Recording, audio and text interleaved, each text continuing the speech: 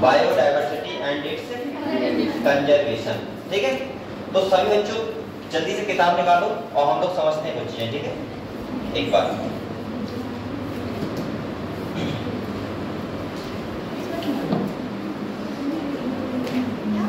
और बगैर आप लोग पढ़ाई कर रहे हो, आप लोगों का नीट का एग्जाम आने वाला है बहुत जल्दी। आप लोग बहुत जल्दी एग्जाम उसमें बैठोगे। ठीक है, हैं? पता नहीं है आपको?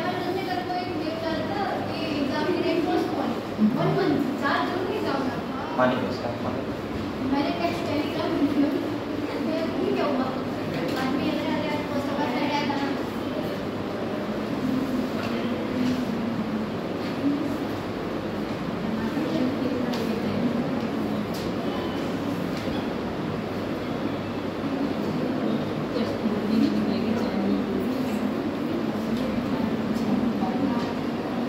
बेटा, आप लोग पहले ये बताओ, आप लोग पढ़ाई कितने कर रहे हो? नहीं पढ़ाई कर रहे हैं बेटा? अभी पढ़ाई करते रहो, एक महीना आपके पास बचा है और ये बहुत इंपॉर्टेंट है। अभी इस बच्चे ने बहुत ज़्यादा मेहनत कर ली तो उसको नीट में अच्छा लगेगा, और अभी आपने अगर लापरवाही कर ली थोड़ी सी तो फिर आपको बहुत प्रॉब्लम होगी। ठीक है, इसलिए आप लोग कहते रेगुलर रहो बेटा, और याद करो अपने आपको बार बार कि हमारा 5 मई को 4 मई को पेपर है और आपको 4 मई को पेपर भी देना है, ऐसा भी नहीं देना है। सब बच्चों ने फॉर्म डाला हुआ है यहाँ पे, आपके सबके नंबर भी वो रिजल्ट आएगा, वो घर में भी डालना होगा कितने नंबर किसके आ रहे हैं। ठीक है, और अरे क्या आ रहा है बेटा, उसके हिसाब से आपको अगले साल में ट्रीट किया जाएगा ना। ट्रीट का मतलब होता है आपको कैसे फिर क्या करना है, कैसे सिलेक्शन आपको दिलवाना है, वो हम देखेंगे। दूसरा क्या है कि अब बच्चे इतने कमा रहे हैं, बताओ ग्रुप में मैसेज डालते हैं डेली कि बेटा आ जाओ आ जाओ, ये बहुत बड़ी समस्या है। और ट्रेन से जो आते हैं वो लोग कौन कौन है? तो वगैरह कहाँ देते हैं? शादी नहीं है, 2 लोग आते हैं ना, तेज नहीं आ रही है, वो एक वो है। चलो कुछ बच्चे तो बड़े मैंने अभी से कहाँ थे बेटा? घर चले गए थे, और तुम घर यही तो है, तो आप क्यों नहीं रहते बेटा? अभी आपके पास 1 मंथ बचा है। ठीक है, और आप लोग 1 मंथ तक मेहनत कर लो अच्छे से। अभी आप लोग थोड़ी सी भी लापरवाही मत करो, सही है? और एक एक्स्ट्रा मेहनत करो। अभी ये मान लो 1 मंथ सब कुछ है आपके लिए, ये 1 मंथ आपका डिसाइड करेगा कि आपका फ्यूचर किधर जा रहा है। तो इतना सब कुछ सोच के आप लोग बहुत अच्छे से पढ़ाई करना स्टार्ट कर दो। अगर कोई काम है तो अभी आप काम मत करो, लेकिन पढ़ाई करो। ठीक है, चलो स्टार्ट करें हम लोग। मैं बेटा अभी जो पढ़ा रहा हूँ वो पढ़ा रहा हूँ इकोलॉजी। क्या पढ़ा रहा हूँ? हम लोग जो पढ़ रहे हैं अभी वो पढ़ रहे हैं इकोलॉजी, और इकोलॉजी का जो सेकंड चैप्टर है वो हमने कल पढ़ा था इकोसिस्टम। क्या पढ़ा था बेटा? इकोसिस्टम।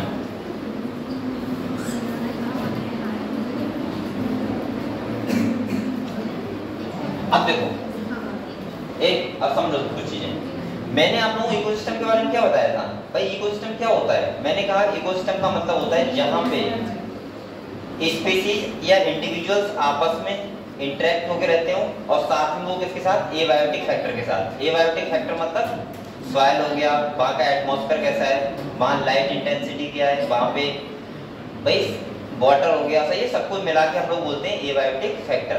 तो बायोटिक और एबायोटिक का रिलेशनशिप, सही है, जहाँ पे कोई स्पीशीज कम्युनिटी एक रहती हो, सही है, उसको हम लोग बोलते हैं इकोसिस्टम। इकोसिस्टम का मतलब मैंने बताया था कि अगर बहुत ज्यादा स्टेबल इकोसिस्टम है तो वहाँ पे बायोडाइवर्सिटी होना चाहिए, वहाँ स्पीशीज कॉम्पोजिशन क्या होना चाहिए? ज्यादा होना चाहिए। इकोसिस्टम का मतलब ये नहीं होता कि जैसे आप लोग यहाँ बैठे इकोसिस्टम नहीं है, लेकिन अगर मैं यहाँ पे मैंने क्या बताया था, गेट लगा दूं, ये सब बंद कर दूं और आपसे कहूँ कि ये आप सर्वाइव करके दिखाओ, यहाँ पे आपस में फूड चेन चलती हो, यहाँ से प्रोडक्टिविटी होती हो, सही है, यहाँ एनर्जी फ्लो होता हो, यहाँ पे न्यूट्रिएंट साइक्लिंग होती हो, तभी तो हम लोग सर्वाइव कर पाओगे। और अगर ये चल रहा है तो ये क्या बन जाएगा? एक इकोसिस्टम। जैसे आपने देखा होगा एक्वेरियम होता है, एक्वेरियम में उसमें क्या होती है? फिशेस वगैरह होती हैं, वो भी फंक्शनल होता है ना, उसका बायोमास बढ़ता रहेगा, तो वो क्या हो गया? इकोसिस्टम। जैसे आपने बहुत देखा होगा पॉन्ड इकोसिस्टम सुना होगा आपने, डेजर्ट इकोसिस्टम सुना होगा, माउंटेन का एक इकोसिस्टम होता है, मतलब जहाँ पे स्पीसीज कम्युनिटी अलग अलग टाइप से रहती हो, वहाँ एक फूड चेन हो प्रॉपर, वहाँ एक बायोमास बढ़ रहा हो लगातार, प्रोडक्टिविटी हो रही हो वहाँ पे। इसके बाद मैंने कहा था प्रोडक्टिविटी की अगर हम बात करूँ तो मैंने बताया था आपको प्रोडक्टिविटी का मतलब क्या होता है कि वहाँ दो चीजें देखी थी हमने, एक देखा था जीपीपी और एक देखा था एनपीपी। बेटा जीपीपी का मतलब क्या था? ग्रॉस प्राइमरी प्रोडक्टिविटी, जो होता है टोटल बायोमास। कितना होता है बेटा? Total biomass. अगर हम बात करें एनपीपी क्या होता है, तो एनपीपी इक्वल टू होता है जीपीपी माइनस आर, मतलब नेट प्राइमरी प्रोडक्टिविटी। इसका मतलब क्या होता है? Net primary productivity. नेट का मतलब समझते हैं आप लोग? जितना रेस्पिरेटरी लॉस का मतलब है जितना जो प्लांट है या फिर जो वहां पे एनिमल रह रहा है उन्होंने तो एनर्जी खर्च कर करी होगी, उसको हम निकाल देंगे, जो बचेगा वो क्या बचेगा? Net primary productivity. कल हमने देखा था कि पूरे बायोम से हमें 170 बिलियन टन हमें प्रोडक्टिविटी होती है। सोचो कितना ज्यादा ये अमाउंट है। आपको क्या लगता है कि खाली बस प्रोडक्टिविटी का मतलब ये नहीं होता है कि आपको फायदा होना चाहिए, आपको नहीं, डायरेक्टली या फिर इनडायरेक्टली। जैसे कल मैंने आपको बताया था अगर आप सोचोगे चूहे से हमें क्या फायदा है सर, तो आपको डायरेक्टली फायदा नहीं है, लेकिन इनडायरेक्टली कुछ ना कुछ फायदा है। इसीलिए तो हम बायोडायवर्सिटी को कंजर्व करना चाहते हैं। जितना मैंने एक बात और बताई थी आपको, मैंने कहा था कोई भी इकोसिस्टम उतना ही ज्यादा स्टेबल होगा जितना वहां पे ज्यादा नंबर में स्पीसीज होंगी, जितना ज्यादा वहां पे बायोडायवर्सिटी होगा। ऐसा क्यों? क्योंकि आप लोग बताओ, मैंने ऐसे एग्जाम्पल आपको बताया था कि बहुत सारी जगह ऐसी होती हैं जहाँ पे बायोडायवर्सिटी बहुत कम है। जैसे आप पोलो की साइड जाओ, वहां पे आपको बहुत देखने को मिलेंगी 10 स्पीसीज, 20 स्पीसीज, लेकिन वहाँ इस बायोडायवर्सिटी कम है, तो इसका मतलब वहाँ पे इकोसिस्टम कैसा है? अनस्टेबल। अनस्टेबल का मतलब है कि वहाँ पे जो स्पीसीज होती हैं वो कब एक्सटेंट हो जाए पता नहीं होता। अगर आदमी सो रहा है उसे नहीं पता होता कि हम सुबह को उठेंगे या फिर सर्वाइव कर भी पाएंगे या नहीं कर पाएंगे। यहाँ पे लोगों के एक दिन में घर खत्म हो जाते हैं। तो अब इंडिया में आ जाओ, यहाँ बायोडायवर्सिटी कितनी ज्यादा है, और ज्यादा है तो यहाँ पे इकोसिस्टम कैसा है? स्टेबल है। हम लोगों को पता रहता है कि बरसात कब होगी और ठंड कितनी रहेगी, गर्मी कितनी रहेगी, उसी हिसाब से हम लोग अपना जीवन यहाँ पर करते हैं। मैं यहाँ पे ऐसे तक बोलूंगा कि इकोसिस्टम सर्वाइवल की बात नहीं है, मैं ऐसे तक बोल सकता हूँ फाइनेंशियल भी वो ज्यादा स्ट्रॉन्ग होता है जहाँ पे बायोडायवर्सिटी क्या होती है? ज्यादा होती है। और जहाँ बायोडायवर्सिटी कम होता है वो फाइनेंशियली भी क्या होती है? वहाँ बहुत ज्यादा प्रॉब्लम्स होती है। समझ गए आप लोग? तो हम लोगों ने कल इकोसिस्टम के बारे में पढ़ा था बेटा। मैंने कहा था इकोसिस्टम का एक स्ट्रक्चर भी होता है। जैसे आपने देखा होगा अगर आप तालाब में जाओगे तो वहां आप देखोगे छोटे प्लांट होंगे, उसके बाद उससे बड़े होंगे, उसके बाद सबसे बड़े होंगे ट्री, जैसे ग्रास होती है बॉटम पे बिल्कुल, इसके बाद होंगे जैसे तुम्हारे हार्ब होंगे, उसके बाद श्रब और उसके बाद ट्री। तो ये वर्टिकल डिस्ट्रीब्यूशन भी होता है। जिसे क्या बोलते हैं बताओ? बोलो, वर्टिकल डिस्ट्रीब्यूशन क्या बोलते हैं? स्ट्रेटिफिकेशन होता है ना, मैंने कहा था अंडरलाइन कर लो उसको। नेक्स्ट बेटा मैंने कहा था अगर हम फंक्शन की बात करें तो इकोसिस्टम कैसा होना चाहिए? फंक्शनल होना चाहिए। वहां 4 चीजें मैंने बताई थी। पहला बताया था क्या? वहां प्रोडक्टिविटी होना चाहिए, हाँ। दूसरा क्या बताया था बेटा? डिकम्पोजिशन होना चाहिए वहां पे। तीसरा क्या बताया था? एनर्जी फ्लो होना चाहिए। और फोर्थ बताया था न्यूट्रिएंट साइक्लिंग होनी चाहिए। अगर न्यूट्रिएंट साइक्लिंग नहीं होगी तो फिर प्लांट को वो कहाँ से मिलेगा? एनर्जी वगैरह, न्यूट्रिएंट्स कहाँ से मिलेंगे? समझ गए आप लोग? देखो प्रोडक्टिविटी तो आप समझ गए। डिकम्पोजिशन का मतलब मैंने सिंपल बताया था, डिकम्पोज होना। जब जैसे पेड़ से कोई पत्ते गिर गए या कोई स्पीशीज की डेथ हो गई तो उसका क्या होना? डिकम्पोजिशन मतलब होता है डिकम्पोज होना। सही है? वो उसमें मैंने बताया था 5 स्टेप होती है। सब बच्चों को बताएं, सीक्वेंस में पूछूं? चल मुरली बताओ, ये बताओ डिकम्पोजिशन कैसे होता है? नॉर्मल दादू लोग बहुत छोड़ो के दादू ऐसे दादू लोग ये बोलो।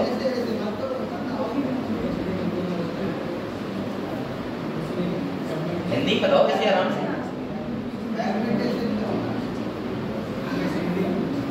हाँ हिंदी बताओ, डिकम्पोजिशन कैसे होता है?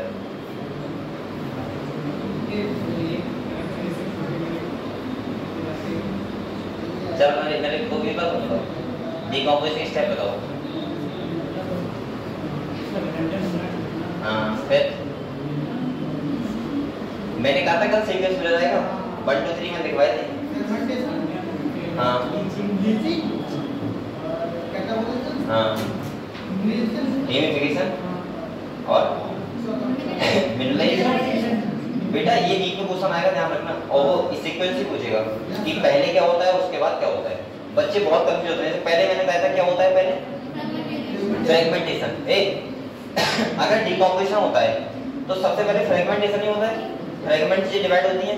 दूसरा क्या होता है, लीचिंग, मैंने कहा था वहां पे पानी वगैरह का आना, ये सब होता है। तीसरा क्या बताया था, कैटाबॉलिज्म। कैटाबॉलिज्म का मतलब बताया था केमिकल रिएक्शंस होती हैं, वहां पे क्या होती हैं, केमिकल रिएक्शंस होती हैं। इसके बाद क्या होता है बेटा, ह्यूमिडिफिकेशन, उसका कलर ग्रे कलर हो जाता है। और लास्ट में क्या होता है, मिनरलाइजेशन। क्लियर है इतना? ये हमने बताया था डिकम्पोजिशन में, और डिकम्पोजिशन होगा तभी तो कोई इकोसिस्टम फंक्शन होगा। ठीक है, नेक्स्ट बेटा अगर मैं बात करूं तो क्या था हमारा डिकम्पोजिशन के बाद, एनर्जी फ्लो। अच्छा ये बताओ, एनर्जी फ्लो का मतलब मैंने कहा था 10% लॉ फॉलो करता है। यहाँ पे एनर्जी फ्लो होता है first trophic level to second trophic level, 10% energy flow होती है। जैसे अगर मान लिया सन से 1000 जूल मिली है तो जो प्रोड्यूसर होंगे उन्हें कितनी मिलेगी, 100 जूल, और प्रोड्यूसर प्राइमरी कंज्यूमर होंगे उन्हें बताओ 10 जूल। तो 10% ये लॉ फॉलो होता है, आप लोगों ने पढ़ लिया था ये, ठीक है। इसके बाद न्यूट्रिएंट साइक्लिंग का मतलब क्या होता है कि आपको बताया लीफ अगर नॉन लिविंग है लिविंग है तो दोनों में कैसा होता है, सेम ही लगभग कंपोनेंट होते हैं, और मिट्टी में मिलके फिर से क्या होते हैं, प्लांट उनको एब्जॉर्ब कर लेता है। फिर से लीफ गिरी, फिर से वो मिट्टी मिली, फिर से क्या कर लिया, एब्जॉर्ब कर लिया। तो ये क्या चल रहा है, न्यूट्रिएंट साइक्लिंग। तो ये क्या था बताया था मैंने, ये फंक्शन होते हैं किसके, इकोसिस्टम के। किसके होते हैं? इसके बाद हमने क्या पढ़ा था बेटा, हाँ मैंने बताया था। इसके बाद आप लोग बताओ, सबसे पहले अगर मैं बात करूं पूरी धरती पे पूरा जो एनर्जी का मेन सोर्स है वो क्या है, सन ही तो है। इसके बाद सन से जो खाना बनाता है वो कौन बनाता है, प्लांट्स। आपको पता है प्लांट्स, इसीलिए हम उनको बोलते हैं प्रोड्यूसर। क्या बोलते हैं? और मैंने कहा था कोई भी फूड चेन जो होती है वो हमेशा किससे स्टार्ट होती है, प्रोड्यूसर से। किससे होती है? जैसे इसी को हम लोग बोलते हैं ग्रेजिंग फूड चेन। क्या बोलते हैं, GFC। इसका मतलब क्या होता है, ग्रेजिंग फूड चेन। और दूसरी होती है DFC, जिसे बोलते हैं डिट्राइटस फूड चेन। पता है आप लोगों को? मैंने ये बताया था आपको बेटा, एक GFC जो होती है वो लिविंग से स्टार्ट होती है, और DFC किससे होती है, नॉन लिविंग से। अच्छा फूड चेन क्या होती है भाई, कोई इकोसिस्टम है, वहां पहले फाइटोप्लैंक्टन होंगे, उनको जो खाएगा वो जूप्लैंक्टन होंगे, जूप्लैंक्टन के बाद छोटे और एनिमल होंगे, उनको खाने वाले और एनिमल होंगे। तो वो क्या चल रहा है, फूड चेन। क्या चल रहा है? और यहाँ पे मैंने बताया था ट्रॉपिक लेवल होते हैं। जैसे फर्स्ट ट्रॉपिक लेवल में कौन आते हैं, प्रोड्यूसर। इसके बाद सेकंड ट्रॉपिक लेवल में कौन आता है, प्राइमरी कंज्यूमर। इसके बाद थर्ड ट्रॉपिक लेवल में सेकेंडरी कंज्यूमर। इसके बाद फोर्थ ट्रॉपिक लेवल में टर्सरी कंज्यूमर। ये बातें सब आपको मुझे लग रहा है पता होंगी आराम से, ठीक है। नेक्स्ट हमारा जो टॉपिक था वो क्या था, पिरामिड। यहाँ मैंने कहा था लगभग अपराइट पिरामिड होते हैं सारे, जो दिखाते हैं कौन ज्यादा है कौन कम है। जैसे पिरामिड नंबर का होता है, पिरामिड बायोमास का होता है। इसके बाद पिरामिड की बात करें तो हम लोग, मैंने बोला था उसके बाद एनर्जी का होता है, तो वो आप लोग देख सकते हो। लेकिन इन्वर्टेड कौन सा होता है, जैसे एक बताया था मैंने, कौन सा, सी बायोमास का बताया था। दूसरा मैंने कौन सा बताया था, नंबर का। एक ट्रॉपिक लेवल पे नंबर, स्टैंडिंग क्रॉप लिखा हुआ है देखो, वो भी कैसा है, इन्वर्टेड। तो दो ध्यान रखना। बकाया इस चैप्टर में यही तो था बेटा। आप लोग अगर आपको कोई भी डाउट हो इस चैप्टर में तो मुझसे पूछ सकते हो अभी, नहीं तो हम नेक्स्ट चैप्टर स्टार्ट करेंगे। कौन सा, बायोडायवर्सिटी एंड इट्स कंजर्वेशन।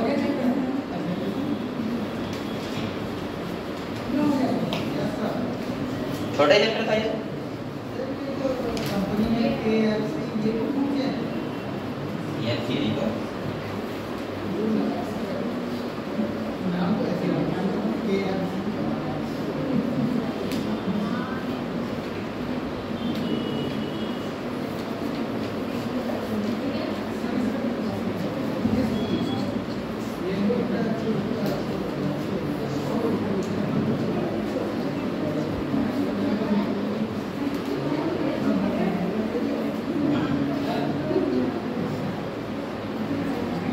क्या होगा,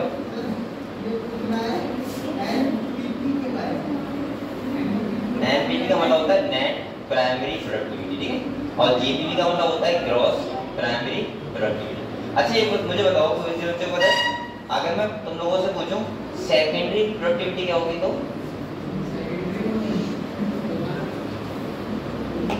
किसकी हम बात करेंगे, तो सेकेंडरी प्रोडक्टिविटी की नजर हाँ रिवोल्ट हो सकते हैं, लेकिन दूसरा हम बोलेंगे कंज्यूमर की। जो प्राइमरी कंज्यूमर होगा वो कौन सी प्रोडक्टिविटी होगी, सेक्स। एक लाइन एनसीईआरटी लिखी हुई है, ठीक है। तो ये बताओ बच्चों, ये वाला चैप्टर आपको कंप्लीट हो गया। तो अब नेक्स्ट चैप्टर निकालें sir, biodiversity and it's conservation. अगर किसी को डाउट हो तो मुझसे पूछ सकते हैं अभी भी।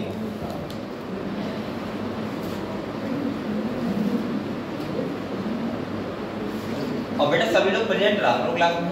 आज कितने बच्चे हैं? 4 8 10 17। नरेश तो नहीं है आज? नरेश दवाई लेने गया। बीमार कहूँगा करो आप।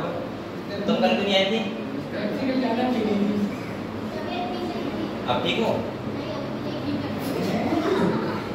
अमुक को यही मिस बहन। अरे वो कौन है? सृष्टि दोस्त। हाँ वही दोस्त है। सही कल को उसको भी लेके आना, ठीक है। तबीयत खराब हो तब भी आओ, ठीक है। ये एक्टिविटी मत करो।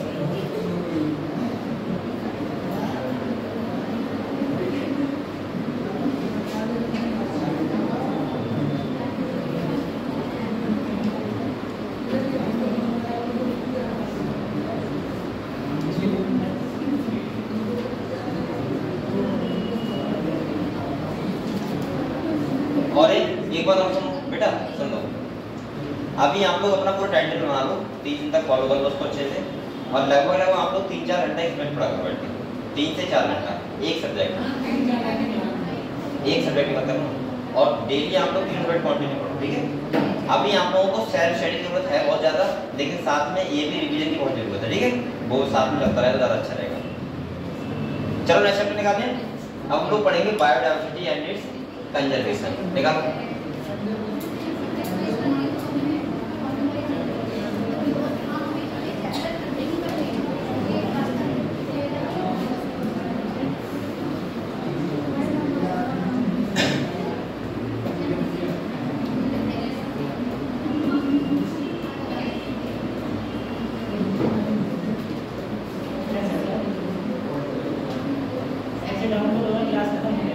अभी हो जाएगा, अभी 23 हो गए।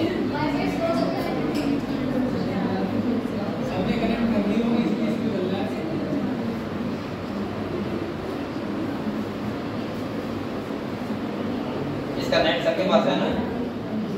इसका भाई नहीं तो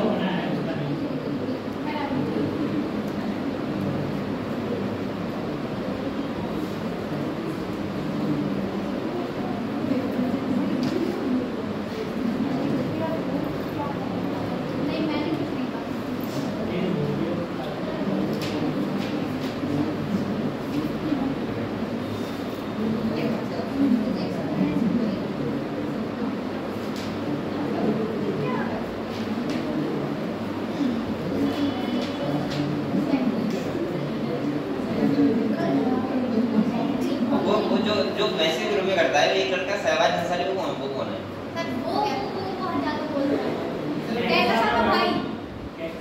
वो आता तो कभी नहीं, मैसेज तो हर रिप्लाई करेगा। और एक और बहुत मैसेज करते हैं, वही बहुत मैसेज करती हैं, तुरंत एकदम करो रिप्लाई करना चाहिए। मैं ये नहीं कर रहा हूँ, लेकिन उसको फॉलो भी करना चाहिए, ये भी जरूरी होता है।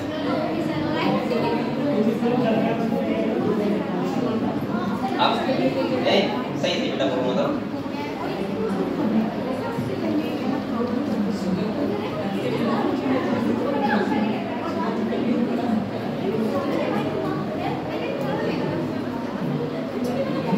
चलो हम लोग पढ़ते हैं बायोडायवर्सिटी एंड इट्स कंजर्वेशन। सबसे पहले मुझे ये बताओ, अब हम थोड़ी बात मत करो बेटे, बोलो मत दे नरेश वो नरेश नाम आता है मेरे मुंह से। यहाँ देखो बेटा, सबसे पहले समझते हैं बायोडायवर्सिटी क्या होती है। आप जानते हो कितने बच्चों को नहीं पता है बायोडायवर्सिटी क्या होती है? चलो हम बताओ बायोडायवर्सिटी का मतलब क्या होता है, बताओ बताओ। नहीं पता है? तुम्हें पता है? तुम्हें पता है? पीछे तुम दोनों पता है? तुम 5 लोग कल से यहाँ बैठोगे, ठीक है, सामने में, ठीक है। तुम लोग कोने में बैठते हो, मेरा तरफ कम जाता है, ये ज्यादा रहता है। दूसरा चलो ये बेटा तुम बताओ उस आगे ये बताओ बायोडाइवर्सिटी का मतलब क्या होता है?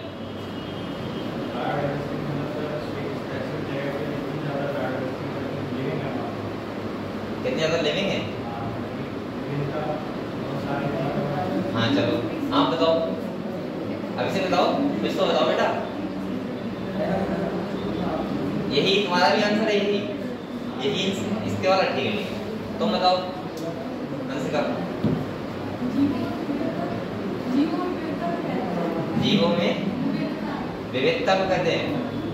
सही बोल रही? मंदिर से आई हो क्या? मंदिर से आई हो? सीधे मंदिर से पूजा करके यहीं आई हो? सही है। तुम बताओ, तुम्हें पता है? यही सेम। आप लोग मुरली बताओ, बायोडाइवर्सिटी क्या होती है? बेटा आप सुनो, इसको हिंदी में बोलते हैं जैव विविधता। क्या बोलते हैं? इसका सिंपल सा मतलब होता है हमारी धरती है, वहां पे कितने टाइप की स्पीशीज हैं, उसको हम लोग बोलते हैं बायोडाइवर्सिटी।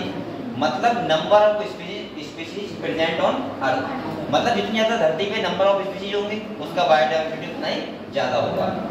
जैसे मैंने आपको बताया था इंडिया है, इक्वेटर पे है, यहाँ बायोडाइवर्सिटी क्या है? ज्यादा है। ऐसे अगर हम बात करें पोलो पे तो वहाँ बायोडाइवर्सिटी क्या है? कम है। मतलब वहाँ स्पीशीज कम होंगी तो बायोडाइवर्सिटी कम हो गई, जहाँ स्पीशीज ज्यादा तो वहाँ बायोडाइवर्सिटी ज्यादा।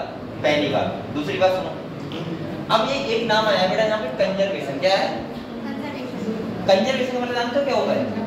कि हम उसको कंजर्व करें, बचा के रखें। अच्छा ये बताओ, एक होता है प्रिजर्वेशन, एक होता है कंजर्वेशन। मैं एक बात दो बार कर रहा हूँ यहीं पे। कितने बच्चों को पता है कंजर्वेशन और प्रिजर्वेशन में क्या डिफरेंस होता है?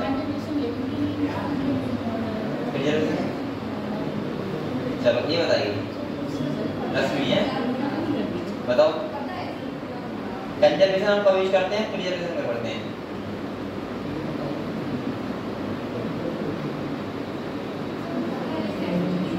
तो बताओ।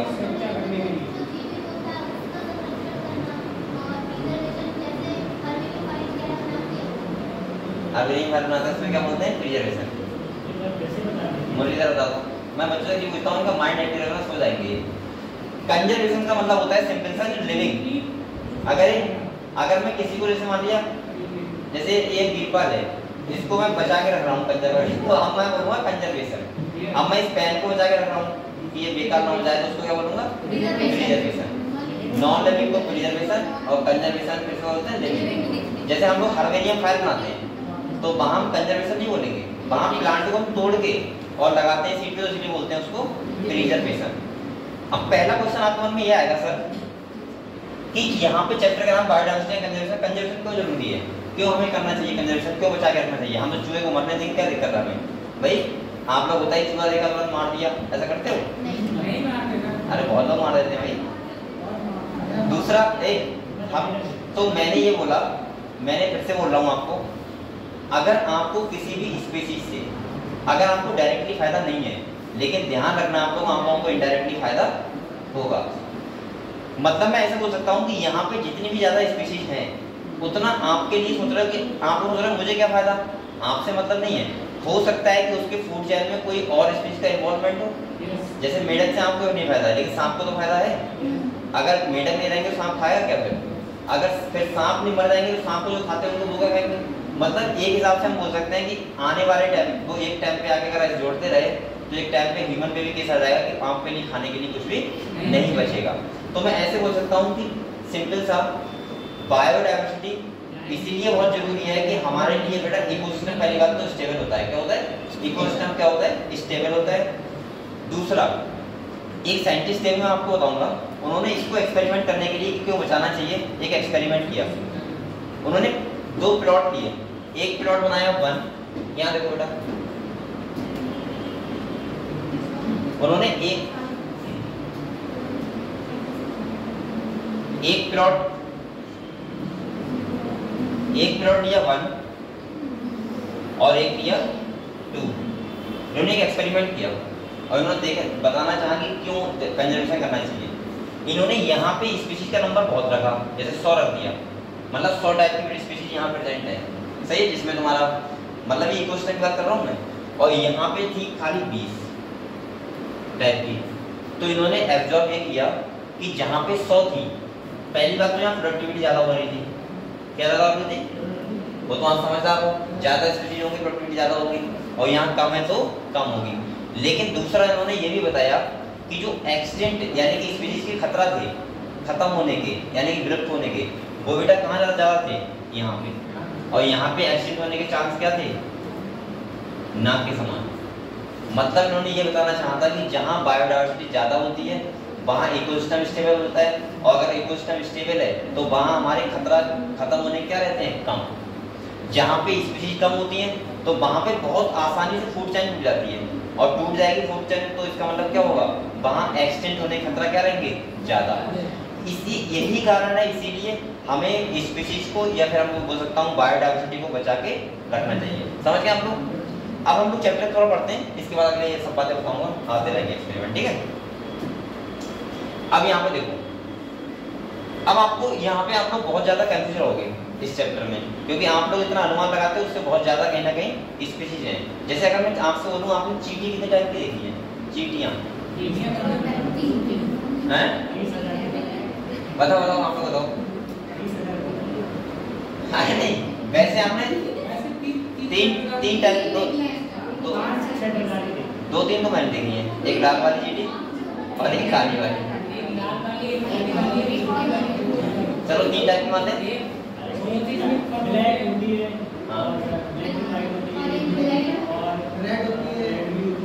लाल चींटी से बोलते हैं, काटने में दर्द होता है ना वहाँ पे।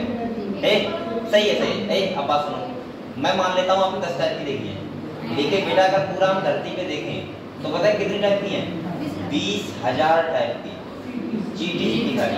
कितने टाइप की है? तो ये अनुमान बहुत ज्यादा है ना, तो ये मैं बता रहा हूँ। देखो यहाँ पे क्या लिखा हुआ है, आप लोग जहाँ जहाँ मैं डर कर रहा हूँ वहाँ डर कर दो खाली, ठीक है। क्वेश्चन आएगा आप लोग पढ़ दोगे। पहले आप लोग ये करो, क्या है, the common man would find it hard to believe that there are more than. अगर आप किसी ऐसे नॉर्मल व्यक्ति को बताओगे कि 20,000 टाइप की चींटियां रहती है, तो मानेगा क्या? कभी नहीं मानेगा।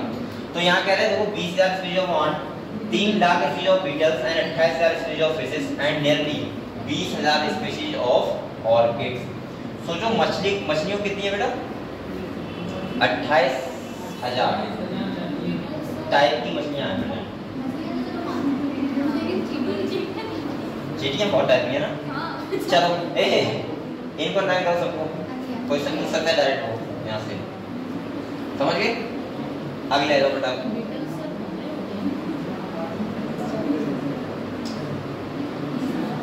अब आते हैं हम लोग बायोडाइवर्सिटी।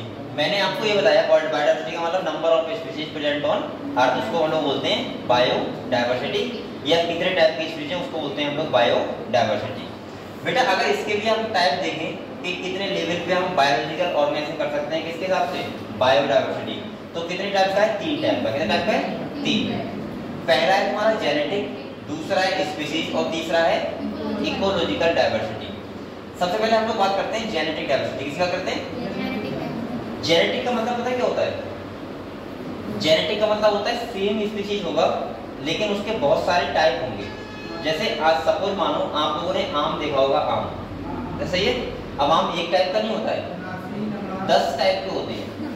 हाँ, ऐसे आपने देखा होगा, सुनो, ऐसे आप लोगों ने डॉग देखा है, डॉग देखा है, उसके बहुत सारे टाइप होते हैं। तो 20,000 सॉरी तो यहाँ पे लिखा है 1000 वैरायटी ऑफ मैंगो की होती है। कितनी होती है? 1000। तो ये डाइवर्सिटी कौन सी हो गई? जेनेटिक। कौन सी हो गई? जेनेटिक का मतलब होता है सिंपल पे कि जेनेटिक लेवल पे, मतलब स्पीशीज सेम और उसके कई सारे टाइप। तो देखो यहाँ पे क्या लिखा हुआ है। अब आप लोग बेटा इसको अंडरलाइन कर लो। India has more than 50,000 genetically different strain of rice and 1000 variety of mango. इसको अंडरलाइन कर लो, ठीक है। दूसरे हम लोग आते हैं स्पीशीज। किस पे आते हैं?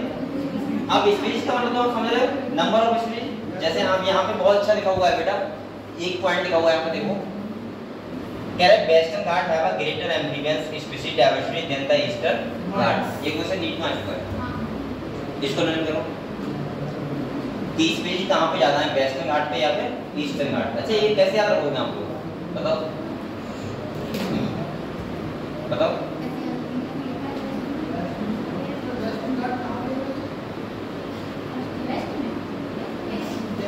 याद देखो, ये नीचे से अगर इंडिया का नक्शा होता है ऐसा, ये क्या है? पानी है सब, क्या है? तो एक साइड कौन सी होगी? ईस्ट, और ये वाली कौन सी होगी? वेस्ट। हाँ बताओ कौन से घाट पे आता है?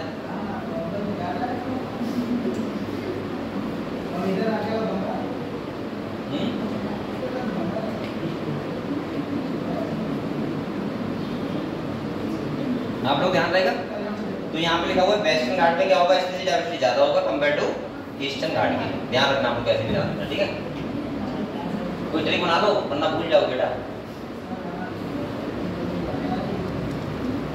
ध्यान रहेगा। चलो आगे देखते हैं। आगे आता है इकोलॉजिकल। इकोलॉजिकल मतलब किस लेवल पे होगी? इकोसिस्टम लेवल पे। जैसे आप लोग अगर वहां जाओगे, नदी में जाओगे, आप लोग जाओगे समुद्र में, तो आपको अलग अलग टाइप का डायवर्सिटी और अलग अलग टाइप का स्पीशीज देखने को मिलेगा। तो यहाँ पे देखो क्या कह रहा है, जैसे आप डेजर्ट देखोगे, रेन फॉरेस्ट हो गया, मैंग्रोव हो गया, कोरल रीफ हो गया, वेटलैंड हो गया, एस्चुरी हो गया, and alpine meadow has a greater ecosystem diversity. There नाम यहाँ लिखा है स्कैंडिनेवियन कंट्री लाइक नॉर्वे। अब नॉर्वे की बात करें, नॉर्वे में पता क्या होता है? बहुत ठंड पड़ती है, वहाँ जो मौसम होता है वो एक ही टाइप का रहता है, तो इसका मतलब वहाँ स्पीशीज भी क्या है? बहुत ज्यादा कम है। तो अगर हम इस लेवल पे देखेंगे तो ये कौन सा हो जाएगा? इकोलॉजिकल। तो आप लोग तीन टाइप समझ गए। पहला कौन सा? जेनेटिक, दूसरा स्पीशीज, तीसरा इकोलॉजिकल। समझ गए? ठीक, आगे बढ़े। अब देखो यहाँ पे कह रहे हैं how many species are there on earth and how many in India.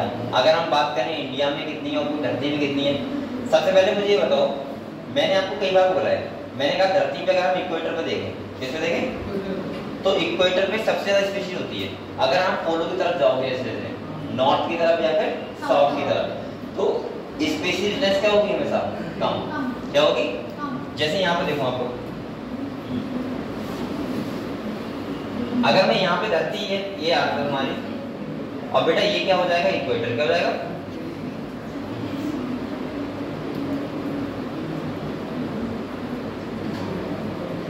ये वाले पोल है, क्या है? पोल है। अब आप लोग चाहे इस साइड जाओ और चाहे आप इस साइड जाओ, हमेशा स्पीशीज रिचनेस क्या होगा? कम होगा। बायोडाइवर्सिटी हमेशा क्या होगी? डिक्रीज। अगर आप इस साइड जाओगे तो बायोडाइवर्सिटी क्या होगी? हमेशा क्या होगी? डिक्रीज होगी। इसीलिए मैक्सिमम डाइवर्सिटी होती है कहाँ पे? इक्वेटर पे। समझ गए आप लोग? अब ऐसे समझ सकते हो आप लोग, यहाँ पे ये पढ़ सकते हो। देखो अगर ये कह रहे हैं IUCN की देखें तो यहाँ पे आपको पता है लेवल ऑफ कितनी स्पीशीज? 150 मिलियन। कितनी है? 1.5 मिलियन। कितनी है? अरे आप लोग क्या कर रहे हो? आपके पढ़ रहे हैं हम लोग? पढ़ोगे ना? हमें पढ़ो एक बार। इससे ज्यादा है आपको, ये 2004 का डाटा है। अब ये अगर बात करूँ तो लेवल ऑफ होंगे 2 मिलियन। सही है? और मैं लिखवाता हूँ 1.7 से 1.8 मिलियन। ये डाटा शायद 2011 का है।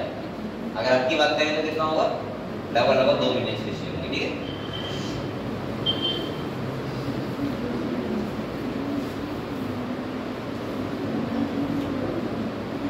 अब आप लोग यहाँ पे आओ पहले।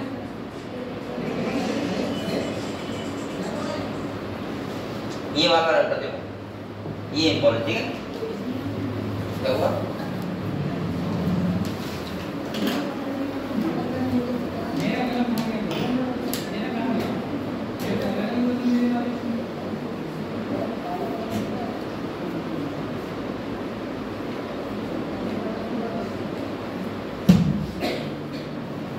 यहाँ पे बताओ ये क्या होते हैं? इनवर्टिब्रेट्स। वो क्या है?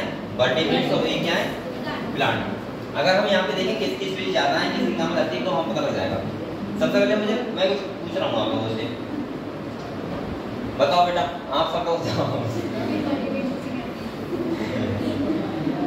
पूछना जरूरी होता है ना, वरना भूल जाओगे कि क्या चल रहा है यहाँ पे। ये बताओ कोऑर्डिनेट और नॉन कोऑर्डिनेट में क्या डिफरेंस होता है? जानते हो आप लोग?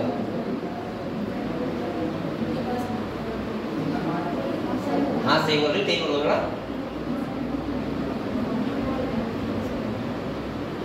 हिम्मत नहीं मेरी बतानी, डरते हो बच्चे,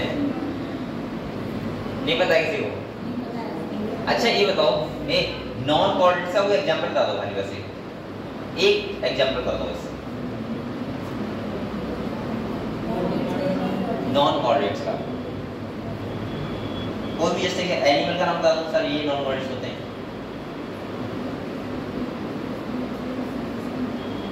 नहीं पता है? आप लोग 2 घंटे डेली पढ़ते हो घर जाके? सही बताने का, ये खाना बनाते हो, सही बताओ। बताओ बेटा बताओ, 2 घंटे पढ़ते हो डेली? मैंने क्या बोला था स्टार्टिंग में कि आपको 2 घंटे डेली पढ़ना है, चाहे कितना भी इम्पोर्टेंट काम हो, लेकिन पढ़ाई तो करनी है, ठीक है? और मैं गारंटी कर रहा हूँ आप लोग बहुत अच्छे जाओगे पढ़ने में। अगर ऐसे रहोगे तो फिर तो क्या फायदा पढ़ाई करने का है? फिर तो यही कहो घर पे खाना बनाएंगे मम्मी से। हाँ बताओ कौन सी?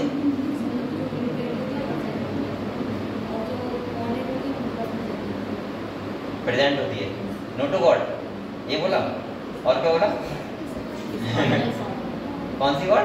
Spinal cord. स्पाइनल कॉर्ड कहाँ से लेगा? चलो कोई बात नहीं, चलो ठीक है, उसकी बात ही नहीं करनी है यहाँ पे। चलो आप दोनों पीछे, नहीं पता है आपको? एनिमल किंगडम पढ़ा है आप लोगों ने? एनिमल किंगडम में कोई 2 फाइलम के नाम बताओ पहले। हाँ अब आप लोग पढ़ोगे जाके, सही? हाँ बताओ, कोई 2 फाइलम के नाम बताओ खाली बस। हाँ हेमिकॉर्डा, सेफेलोपोडेटा। चलो हेमिकॉर्डा से बताया, सेफेलोपोडेटा कहाँ फैला है? चलो कोई बात नहीं, ठीक है, मेहनत करो आप लोग, लेकिन पढ़ाई किया करो, ठीक है, ये जरूरी है। कुछ आगे बताओगे, कोऑर्डिनेट और नॉन कोऑर्डिनेट में कोई डिफरेंस बताओ एक।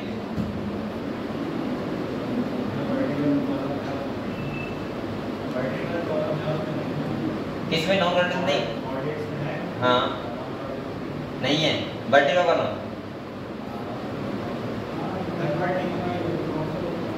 नॉन कोऑर्डिनेट में, नॉन कोऑर्डिनेट में अरे बहुत सारे भी, एक बताओ खाली, बस एक बताओ तो बस बात खत्म। चलो ये तो इतना कंफ्यूज क्यों लग रहा है मुझे? पहले दिन आया, आज काफी दिन बाद, इसलिए हैं? बेटा डेली आओ, ठीक है? और डेली आओगे, वरना मुझे पता है कि घर पे कितनी ज्यादा पढ़ाई करते हो आप लोग, कितनी ज्यादा कर रहे होगे। बच्चे मानते हैं ठीक, घर पे तो हम बहुत पढ़ते हैं, कोचिंग नहीं आएंगे। और मैं गारंटी कर रहा हूँ, अगर आप लोग एक जो महीना आपका मिस हुआ था अभी, इसमें आपका अच्छा खासा लॉस हुआ था, सही है? और अब आपको कुछ चल रही तब भी नहीं आ रहा, वो आना चाहिए आपको, ठीक है? एक बात मैं आपको और बता दूँ, जो मुझे पता है वो आपको बता रहा हूँ। नॉर्मली आप लोग यूट्यूब से पढ़ रहे हो, अच्छी बात है, पहली बात तो आप लोग कोचिंग आ रहे हो, वो बढ़िया बात है, पढ़ो। लेकिन बेटा एक बात ध्यान रखना, जो यूट्यूब से पढ़ता है बच्चा वो सही है, फ्रेशर पढ़ेगा तो उसके लिए बहुत नुकसान है, रिपीटर पढ़ेगा बात सही है। रिपीटर का मतलब होता है 2 साल आप पढ़ चुके हो ऑफलाइन कोचिंग, उसके बाद आप लोग ऑनलाइन अगर पढ़ रहे हो तो ठीक है। लेकिन अगर अभी आप पढ़ रहे हो तो आपको पढ़ते हुए तो बहुत मजा आएगा उस टाइम पे जब यूट्यूब रखा होगा। और जैसे ही 2 घंटे के बाद जब लेक्चर बंद हो जाएगा, उसके अगले दिन को जो आपने कल पढ़ा था सब भूल जाओगे। क्योंकि ये सब एक जो फोन होता है हमारा ना, और जो हमारा वो होता है वो इंटरेक्शन खाली उतने टाइम तक रहता है जब तक वो चलता होता है। उसके बाद 2 घंटे बाद आपसे पूछ जाए, बताओ क्या पढ़ा था आपने? कुछ नहीं बताया। वो नॉलेज टीचर को है ना कि तुम्हें। तो कोशिश किया करो कि आप लोग अभी ऑफलाइन तरीके से पढ़ो, सही है? ऑनलाइन पर फोकस करो, लेकिन खाली समझने के लिए। जैसे कोई टॉपिक आपको लग रहा है कि समझना है तो कर लो, ठीक है, कोई बात नहीं, मैं तो मना क्यों करूँगा भाई? बहुत अच्छे टीचर पढ़े ऑनलाइन यूट्यूब में, लेकिन आप लोग उसको कवर भी तो नहीं कर पाओगे। जरूरी ये नहीं है कि आप कितने बेस्ट टीचर से पढ़ रहे हो, जरूरी ये है कि आप लोग प्रोग्रेस कितनी कर रहे हो, खुद में प्रोग्रेस कितनी कर रहे हो, ये बहुत जरूरी है। अगर आप लोग ये देखो कि मैं तो उस टीचर से पढ़ूंगा, टीचर तो पढ़ाई देगा, टीचर तो सब बढ़िया है, लेकिन मेन चीज है कि आप इस टीचर के साथ कितना प्रोग्रेस कर रहे हैं, ये बहुत जरूरी होता है। आपका प्रोग्रेस मान लगता है, ना कि अब बहुत बच्चे होते हैं कि भाई हम एलन जा रहे हैं। कोई एलन से मतलब नहीं है कि आप एलन जा रहे हैं या फिर आप कहाँ जा रहे हो, मतलब ये है कि आप एलन जाके आपको कितना वहाँ पे प्रोग्रेस मिलेगा, वो जरूरी है। समझ गए आप लोग? तो कोशिश ये किया करो कि खुद से पढ़ो, मेरे पास सेल्फ स्टडी ज्यादा करो। दूसरा, आप लोग यूट्यूब चेक करना, बहुत ज्यादा टाइम बर्बाद मत करना। मैं आपको पर्सनल सलाह दे रहा हूँ, बिल्कुल मैं आपको एक तरीका बता रहा हूँ। एक अब सुन लो ध्यान से, जो आप लोग जैसे अगर कोई बच्चा 6 घंटा घर में पढ़ रहा है और उसने 6 घंटा पूरा यूट्यूब चलाया है, यूट्यूब से पढ़ा है ना, या चलाया नहीं, पढ़ा है यूट्यूब से, मैं बोलूँगा कि उसका वो लगभग 70% टाइम बेकार गया है। मैं तब ज़्यादा अच्छा बताऊंगा कि आप लोग 6 घंटे पढ़े हो सकता है आपने 1 घंटा यूट्यूब से पढ़ लिया हो, कोई टॉपिक समझ नहीं आ रहा, लेकिन आपने 5 घंटे सेल्फ स्टडी की हो। सेल्फ स्टडी का मतलब खुद से पढ़ा हो, वो ज्यादा बेस्ट है कंपेयर टू आपको 6 घंटा यूट्यूब पढ़ने से।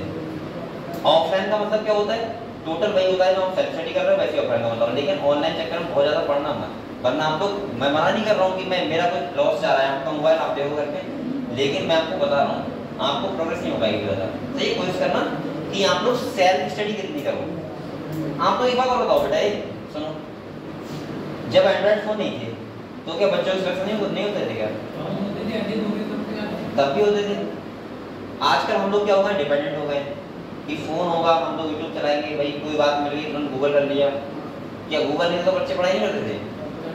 अभी मैं आपको बताऊं, बेसिकली अगर एक किसी यूपी बोर्ड वाले बच्चे से कहो कि कन्वर्ट हो जाओ तुम इंग्लिश मीडियम में, वो 50% हेल्प लेगा इसकी गूगल की, बार बार गूगल करके कि कुछ चीज़ को देखना है, हिंदी की इंग्लिश, इंग्लिश की हिंदी करते रहते हो। ये बात क्या, जब यूट्यूब नहीं था, गूगल नहीं था, तो क्या बच्चे ऐसा नहीं थे कि यूपी बोर्ड वाले इंग्लिश मीडियम पढ़ते थे नीट में, तब भी पढ़ते थे, लेकिन वो कहाँ ध्यान रखते थे कि हमें कितना ज़्यादा सोचना है, टीचर पढ़ा रहा हो कितना ज़्यादा देखना है ध्यान से, उस सब बातों पर फोकस करते थे। ठीक है, तो आप लोग कोशिश किया करो कि कोशिश करना, मैं आपको बता रहा हूँ ये बोलूँगा, कोशिश करना आप लोग ऑफलाइन और सेल्फ स्टडी पे ज़्यादा फोकस करना कंपेयर टू जो हम लोग मोबाइल देखते हैं उससे। हाँ 1 घंटा देख लो कोई बात नहीं, लेकिन अगर 6 घंटा पढ़ रहा है, 6 घंटे यूट्यूब देख रहा है, तो वो कहते हैं यहाँ पर बेकार जाता है, नॉलेज आपकी नहीं बढ़ रही है। तो टीचर तो पढ़ा ही रहा है, उससे क्या मतलब, उसका लेक्चर पढ़े हुए हैं, लेकिन आपकी नॉलेज बड़ी बहुत जरूरी होता है। ठीक है, तो कोशिश किया करना। चलो यहाँ हम लोग सबसे पहले हाँ मैं कुछ पूछ रहा था, हम लोगों से कोई भूल गया। चलो ये बताओ, ये बताइए आसमा, अरे क्या नाम है इसका यार, इसका नाम आज तक ध्यान नहीं आया, जो भी है सर बेटा बताओ, ये बताओ वर्टिब्रेट्स और इनवर्टिब्रेट्स में क्या डिफरेंस होता है? नहीं होती है। हाँ अच्छा, ये तुम दोनों लोग मिलके बताओ, कोऑर्डिनेट, नॉन कोऑर्डिनेट और वर्टिब्रेट्स इनवर्टिब्रेट्स में चारों में क्या डिफरेंस होता है? एक तुम बता दो, एक तुम बता दो। पहले बताओ कोऑर्डिनेट नॉन कोऑर्डिनेट में क्या डिफरेंस होता है? कोऑर्डिनेट में नॉन कोऑर्डिनेट नॉन कोऑर्डिनेट में नहीं होती है। नहीं होती है। फिर इनवर्टिब्रेट वर्टिब्रेट का मतलब क्या होता है? इनवर्टिब्रेट इसका जस्ट अपोजिट होता है। कैसा?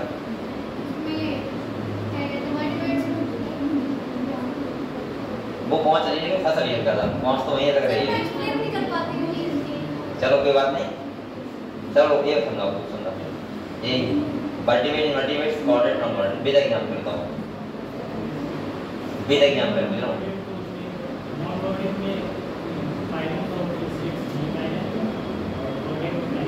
पाया चलो ठीक है,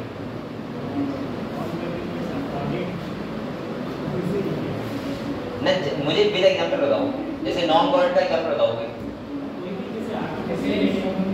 अब देखो हाँ, अब मेरी बात सुन लो, बात कर लो, क्या कर रहे हो, थोड़ा तेजी से करो, ये यहाँ के बैठे मैं भी सुन लो बातें कर रहे हो। चलो यहाँ देखो मैं आपको बताऊँ, ठीक है सुन लो एक बार बेटा, कोऑर्डिनेट और नॉन कोऑर्डिनेट हम इस बेस पे बोलते हैं कि उसके पास नोटोकॉर्ड है या नोटोकॉर्ड नहीं है। नोटोकॉर्ड होती क्या है, तो आप जो एम्ब्रियोनिक स्टेज होती है वो उसमें नोटोकॉर्ड होती है हमारे पास, वो बाद में कन्वर्ट हो जाती है वर्टिब्रल कॉलम में, रीढ़ की हड्डी में जो हमारे पास बैकबोन है। ठीक है, दूसरा अगर मैं बात करूं, जैसे नॉन कोऑर्डिनेट का एग्जांपल अगर आपसे पूछा जाएगा तो आप बताओगे कोरिफेरा टू हैंगिंग कोऑर्डिनेटा तक जो होते हैं वो सब कैसे होते हैं, नॉन कोऑर्डिनेट, और एक ही फाइला में खाली कोऑर्डिनेटा जो कौन होता है, कोऑर्डिनेट्स होते हैं। दूसरा बात सुनो, अब एक बार बताओ मुझे, अगर मैं इनवर्टिब्रेट की बात करूंगा तो बेटा उनके पास तो नोटोकॉर्ड पहले से नहीं है, नॉन कोऑर्डिनेट के पास, तो वो वर्टिब्रल कॉलम तो उनके पास होगी नहीं, तो वो सब किस में आ जाएंगे, इनवर्टिब्रेट। लेकिन 2 क्लास ऐसे भी हैं जिसमें हमारा नाम है यूरोकॉर्डिनेटा और सेफेलोकॉर्डिनेटा, जिनके पास नोटोकॉर्ड तो थी लेकिन वर्टिब्रल कॉलम उनके पास नहीं, मतलब थी लेकिन वो बाद में खत्म हो गई। और वर्टिब्रेट्स हम तब बोलते हैं जब नोटोकॉर्ड हमारी कन्वर्ट हो जाए वर्टिब्रल कॉलम में और पूरी लाइफ स्पैन पर हमारे साथ रहे, समझ गए।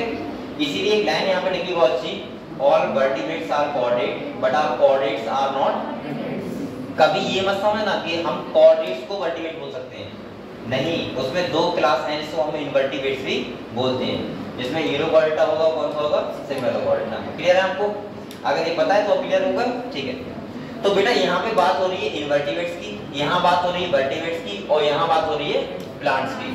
मैं गारंटी कर रहा हूँ यहाँ से अगर क्वेश्चन आया तो वो आपसे बेटा लेवलिंग करवाएगा, लेबलिंग का मतलब वो दे देगा ए बी सी, और बताओ ए में क्या आएगा, बी में क्या आएगा, सी में क्या आएगा।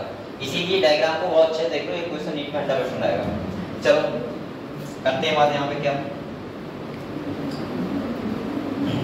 यहाँ ये बताओ इनवर्टिब्रेट्स होते हैं, मैंने आपको बताया सबसे ज्यादा लार्जेस्ट फैलम कौन सा है, आर्थ्रोपोडा, सबको पता है। मैं ऐसे किताब में एक लाइन लिखी है, अगर टोटल धरती पे 10 स्पीशीज हैं तो 7 उसमें किसकी हैं, इंसेक्ट। तो धरती पे इतने इंसेक्ट हैं, तो आप लोग ध्यान रखना इनवर्टिब्रेट्स सबसे ज्यादा कौन आएंगे, आर्थ्रोपोड्स, इंसेक्ट। क्लियर हुआ। अब आप लोग बताओ, मैंने बताया था सेकंड लार्जेस्ट फैलम कौन सा है, बताओ, मोलस्का। कौन सा है, मोलस्का। तो दूसरे नंबर पे कौन आ जाएगा, मोलस्क, और तीसरे नंबर पे कौन आ जाएंगे, क्रस्टेशियन। और बेटा चौथे नंबर पे यहाँ पे लिखा हुआ है अदर एनिमल ग्रुप, मतलब जो भी है सारे वो सब बचे। ठीक है, पहला आपको ध्यान रखना है आर्थ्रोपोड में क्या, आर्थ्रोपोड, दूसरा मोलस्क, और तीसरा क्रस्टेशियन। और क्या क्रस्टेशियन मतलब होता है कि मोलस्क को आर्थ्रोपोड छोड़ के छोटे जितने भी इंसेक्ट टाइप को, इंसेक्ट सॉरी कीड़े मकोड़े हो गए, या फिर जो और सारे टाइप, उनको बोलते छोटे छोटे, जो समुद्र में रहते हैं, तालाब में रहते हैं, उन सबको मिला के बोलते हैं क्रस्टेशियन। ठीक है, तो यहाँ पे आप लोग ऐसे समझो अदर एनिमल ग्रुप में सारे फैलम आ जाएंगे। ठीक है, और यहाँ 3 सीक्वेंस ध्यान रखना बस, 1 2 3। क्लियर हुआ ये वाला, आप लोग लिख रहे हैं 1 2 3 ऐसे। यहाँ जाओ बेटा, अगर हम वर्टिब्रेट्स की बात करें तो सबसे ज्यादा मछलियाँ किसकी स्पीशीज है, मछली। कितनी थी बताओ,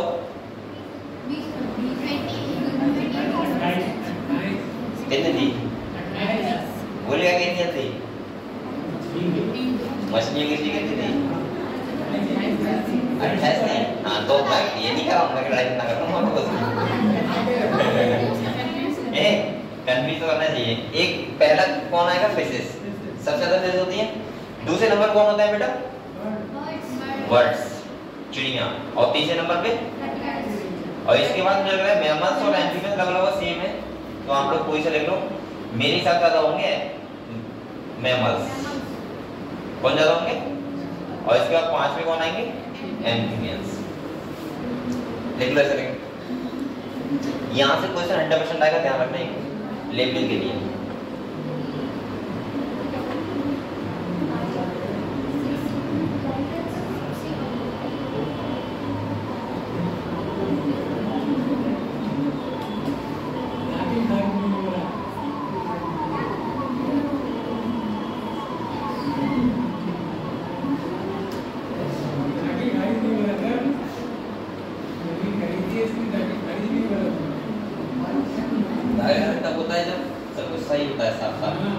उस पे कर्जा होगा, लोन होगा ना। किसने खरीदी, तुमने खरीदी, कितने क्या खरीदी,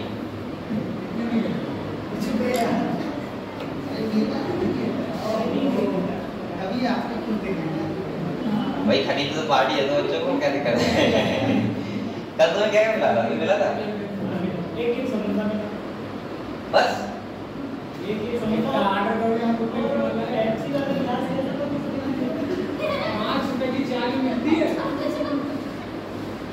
बेटा, मैं इतने रुपए देख दिया था, तो उसने नरेश ने तुमको जो ज्यादा खा लिया था। और तुम बच्चे कितने थे, 17 बच्चे थे और 3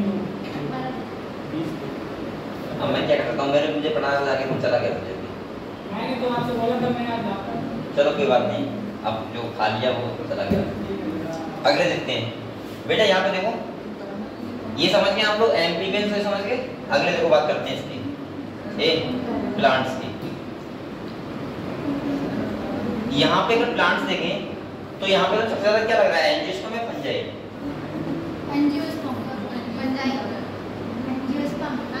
फंजाई लग रहा है मुझे, एंजियोस्पर्म कम लग रहा है बेटा, एंजियोस्पर्म ज्यादा है। हां, क्योंकि सिर्फ फंजाई में एलगी की साइड पर ज्यादा उधर मॉन्स्टर ऑफ फंज कम है।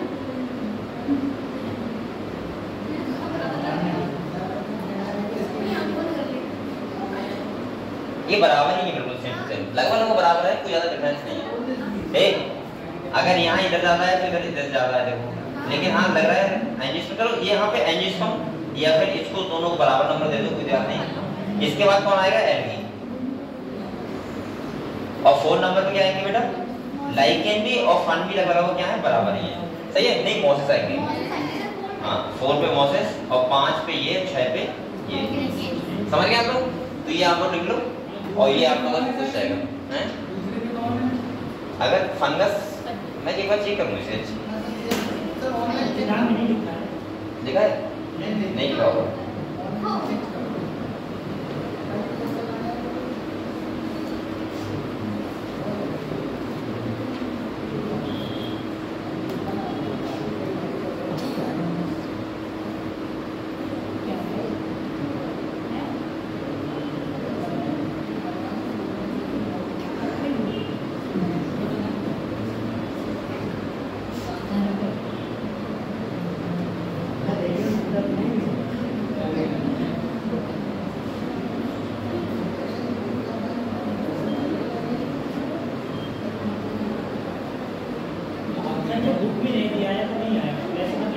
लेकिन लेबलिंग करवाने का बेटा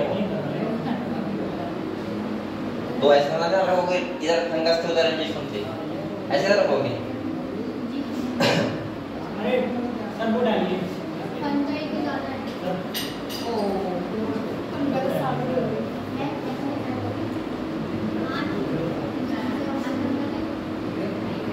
पता नहीं क्या कहने जा रहा है। सर फंजाई की ज्यादा है।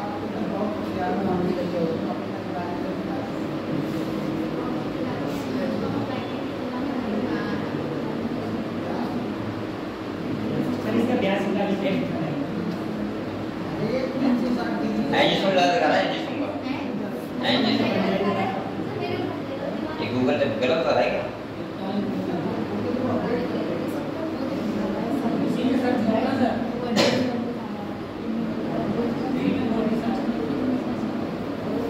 अरे बेटा एक्चुअल में एक्यूरेट लिखा नहीं है तो आप लोग ऐसे ध्यान रखना एंजियोस्पर्म मतलब होगा वो फंजाई हैं सेम ही सेम है, थोड़ा बहुत डिफरेंस होगा, ज्यादा नहीं होगा। तो आप लोग कोशिश करना कि आप लोग इनको ज्यादा मानो फंगस को, ठीक है, और एंजियोस्पर्म को कम मानो, ठीक है। चलो ये वाला आपको डायग्राम क्लियर हो गया? आगे बढ़े आप बोलो। चलो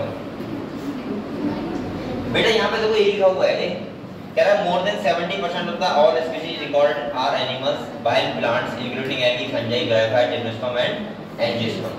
आप लोग मैंने बताया था 1.3 मिलियन स्पीशीज जो होती है वो इसकी होती है एनिमल की और बकाया 0.5 इसकी है प्लांट स्पीशीज। अगले कह रहा है comprise no more than 22% of the total among animal insect are the most established taxonomic group. आपको पता है इंसेक्ट सबसे ज्यादा होते हैं और कितना होते हैं? 70%। कितना होते हैं? यानी कि 10 में से 7 स्पीशीज किसकी होती है? इंसेक्ट की। तो कह रहे हैं 7 इंसेक्ट। अगेन अभी सब वही लिखा हुआ है, यहाँ पे आप लोग डाटा पता है तो यहाँ से क्वेश्चन आएगा, आप लोग बड़े आराम से कर दोगे। अब अगले बेटा देखो अगला हमारा क्या आता है? अच्छा यहाँ पे ये इंपॉर्टेंट लाइनें हैं जो यहाँ देखो कह रहे हैं India has only 2.4% of the whole world land area. जो इंडिया आता है वो पूरा अगर हम देखें धरती का पूरा कितना पार्ट में, तो कितने पार्ट में? 2.4%। कितने पार्ट में? 2.4%। और बेटा यहाँ पे देखो its share of the global species diversity is an impressive 8.1%। मतलब इसका शेयर जो अगर बायोडाइवर्सिटी को कितना है? 8.1%। इस चीज को हम देख के बता सकते हैं कि यहाँ पे बहुत ज्यादा बायोडाइवर्सिटी किसमें है? इंडिया में। सोचो एरिया कितना है? 2.4% और शेयर कितना हो रहा है? 8.1%। और वो भी देश कितने हैं? इंडिया वो सारे के देश कितने हैं? 190 प्लस देश हैं। सही है? तो इंडिया में बहुत ज्यादा डाइवर्सिटी हम बोल सकते हैं। अगले क्या है बेटा? मेक्स और one of the 12 mega diversity country of the world. सोचो 12 मेगा डाइवर्सिटी में हमारा इंडिया का नाम आता है। तो यहाँ कह रहा है nearly 45,000 species of plant and fish और many of animal have been recorded from India. How many living species are actually there are waiting to be discovered and name. यहाँ पे अगर मैं बात करूँ तो यहाँ पे 1500 स्पीशीज हर साल न्यू डिस्कवर जाती है। 1500 स्पीशीज, समझ गए? नई वाली। तो ये सब यहाँ पे समझ सकते हो। अब आता है हमारा पैटर्न ऑफ बायोडाइवर्सिटी। क्या आता है? बायोडाइवर्सिटी का पैटर्न कैसे करके है, कैसे बायोडाइवर्सिटी ज्यादा कहाँ पे हम देखेंगे तो कम। तो पहला क्या आता है? Latitudinal gradient. क्या आता है? आप लोग जानते हो लैटिट्यूडनल ग्रेडियंट क्या होता है? किस टाइप से यहाँ पढ़ा हुआ है? देखो जो मैंने आप लोगों को ये बताया था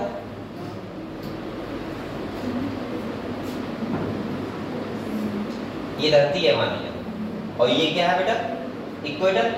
तो ये ऐसा की लाइनें होती हैं, आपको पता होगा, होता है? अरे देखा नहीं आप लोगों ने? एक तरफ होता है नॉर्थ, एक तरफ होता है साउथ। नॉर्थ किधर होता है और इधर क्या होता है? अब यहाँ पे देखो, ये बेटा क्या है, इक्वेटर है। क्या है? इक्वेटर, इनको बोलते हैं लैटिट्यूड। सही है। अब यहाँ पे देखो, अगर आप लोग 23 साउथ जाओगे, 23 नॉर्थ जाओगे, ये एरिया होता है कि 23 डिग्री, सही है, 76 डिग्री ऐसे करके। और जितना आप लोग इधर जाते रहोगे उतना ही स्पेसिफिकनेस क्या होती रहेगी, कम। और पोलो की तरफ ज्यादा जाओगे वहां पे डाइवर्सिटी उतनी क्या होगी, कम होगी, और इक्वेटर उतनी क्या होगी, ज्यादा।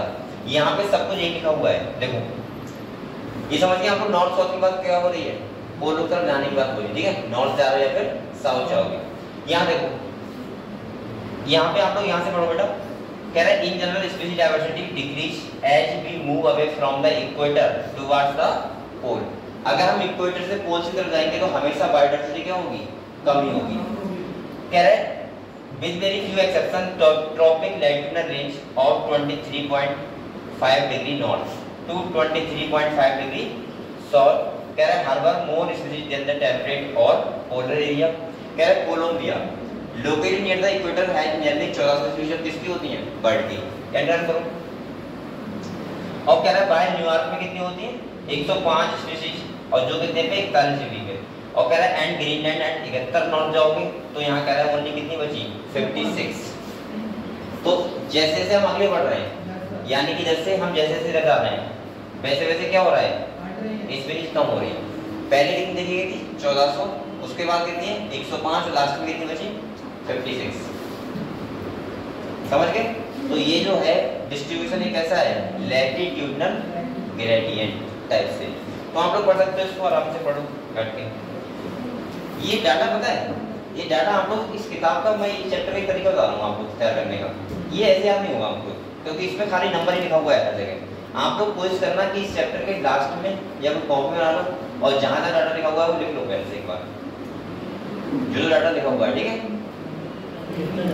और बेटा ध्यान रखना, क्वेश्चन यहाँ से आएंगे अच्छे खासे, लेकिन वो यही पूछेगा कि नॉर्थ जाओगे तो कितना बचेगा, साउथ जाओगे तो कितना होगा, और एनसीईआरटी किसी लाइन से क्वेश्चन आ सकता है। ऐसे सबसे पहले यहाँ पे आया कि अमेजन जंगल। आप जानते हैं अमेजन के बारे में? आपको पता होगा बेटा, उसको हम लोग बोलते हैं लंग्स ऑफ अर्थ। सही है। मैं ऐसे बोल सकता हूँ, अमेजन एक अपने आप में बहुत ही ज्यादा, सबसे ज्यादा डाइवर्सिटी जो है वो कहाँ पे है, अमेजन जंगल में।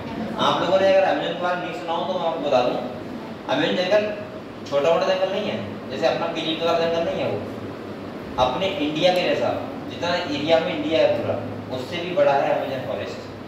वहाँ पे कई सारी नदियाँ ऐसी हैं जो वहीं से स्टार्ट हुई हैं, वहीं पे क्या हो गई, खत्म। अभी तक अमेजन फॉरेस्ट की जितनी सारी स्पीशीज हैं उनको किसी को भी पूरी तरीके से डिस्कवर साइंटिस्ट अभी तक नहीं कर पाए। ऐसा भी बात सुना जाता है कि वहाँ पे हो सकता है कोई ह्यूमन की अलग टाइप की स्पीशीज भी रहती हो अंदर। तो ये अपने आप में एक बहुत बड़ी रोचक बात है ना। आप लोग एक से वीडियो देखा करो, देखते हो? हाँ भाई, तो मैं बात कर रहा हूँ आदिवासी की। ये उस साइड में है, साउथ अफ्रीका साइड। आप लोग जाओगे घूमने क्या? जाना है?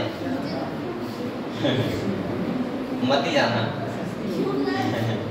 अब वही बात है, ज्यादा पैसा होता है तो आदमी को शौक ऐसे करता है। जैसे अभी आपने देखा था वो एक जो भी पाकिस्तान का वो 4 लोग गए थे मलबा देखने, किसका?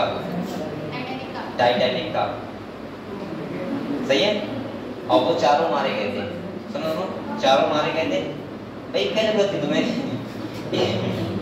1 करोड़ रुपया खर्च करके, 1 करोड़ ज्यादा खर्चा आया था, और वो भी मलबा देखना है टाइटैनिक का। उससे अच्छा मूवी देख लो बैठ के, सब कुछ भाई दिखा रहा है। मैं मूवी का नाम नहीं कर रहा हूँ, टाइटैनिक के बारे में बता रहा हूँ। अब उन्हें कौन सा था कि उन्हें मलबा देखना है टाइटैनिक का कैसा है, गए थे खत्म हो गए, तो इसलिए हमें मत देखने जाना, ठीक है। वहाँ पे भी बहुत चांस है ऐसे कि वहाँ हम जानते नहीं कि इसलिए कौन कौन सी वहाँ पे प्रेजेंट है, ठीक है। और जाओ तो हेलीकॉप्टर से जाना, ऊपर नीचे देख लेना, क्या बताऊँ। तो बेटा अमेज़न रेन फॉरेस्ट के बारे में यहाँ पे कुछ लिखा हुआ है देखो, एक कह रहे ये साउथ अफ्रीका साइड में, अमेरिका साइड में has the greatest biodiversity on earth, it is home to more than 40,000 species plant. समझो कितनी है? 40,000। इसके बाद कह रहा है बेटा 3,000 स्पीशीज की हैं मछलियों की अकेले उसमें। कह रहा है 1300 क्या है टाइप की बर्ड्स, 427 टाइप की क्या है मैमल्स, और यहाँ पे कह रहा है बेटा 427 टाइप की क्या है एम्फीबियन, 378 टाइप के reptiles end of more than 1,25,000 क्या है इनवर्टिब्रेट्स। मुझे लग रहा है कि साहब इस डाटा से क्वेश्चन आएगा, इस बार डाटा से वो खाली में डाटा पूछेगा कौन सा कितना है, इसको बैठवाएंगे तो अच्छे से।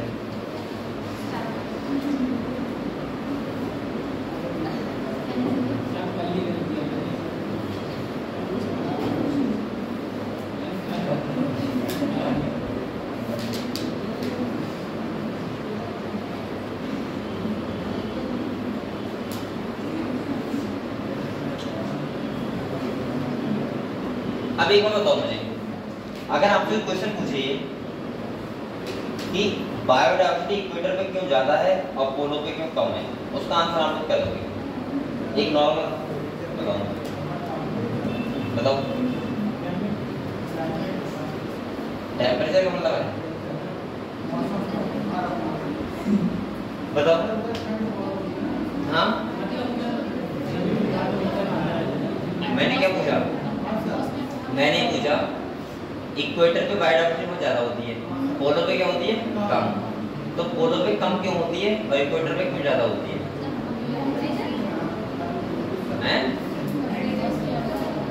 टेम्परेचर, चलो पहले टेम्परेचर मान लिया, और वेदर, हाँ वही बात है। हाँ बताओ।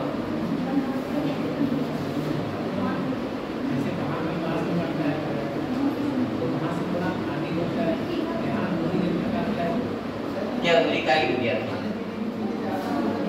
अरे बेटा बायोडायवर्सिटी ज्यादा होगी तो खाने की चीजें अपने आप जाएंगी ज्यादा, वहाँ कम है तो कम ही रहेगी, और इसका रीजन कुछ नहीं हुआ। चलो तुम बताओ कौन नाम है? संजना बताओ।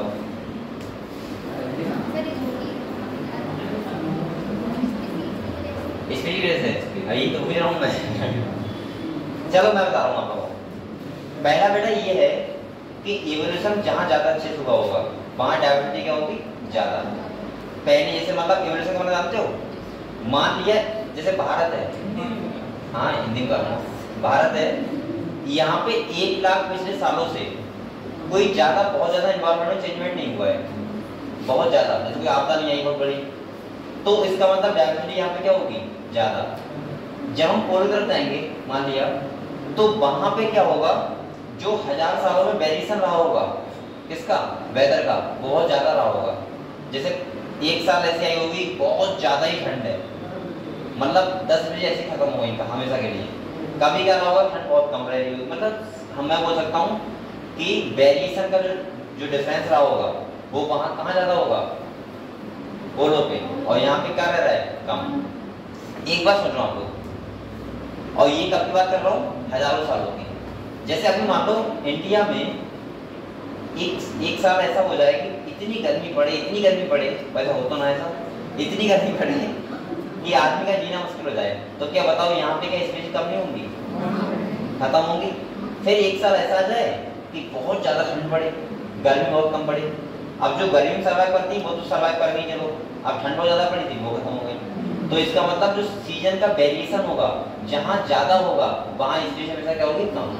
समझ गए हम लोग? और ये कहाँ होता है, पोलो पे ज्यादा होता है और इक्वेटर में क्या होता है कम। दूसरा अगर हम बात करें तो सीजन तो समझ गए आप लोग, सीजन क्या है। दूसरी अगर हम बात करें तो एक होता है वेदर।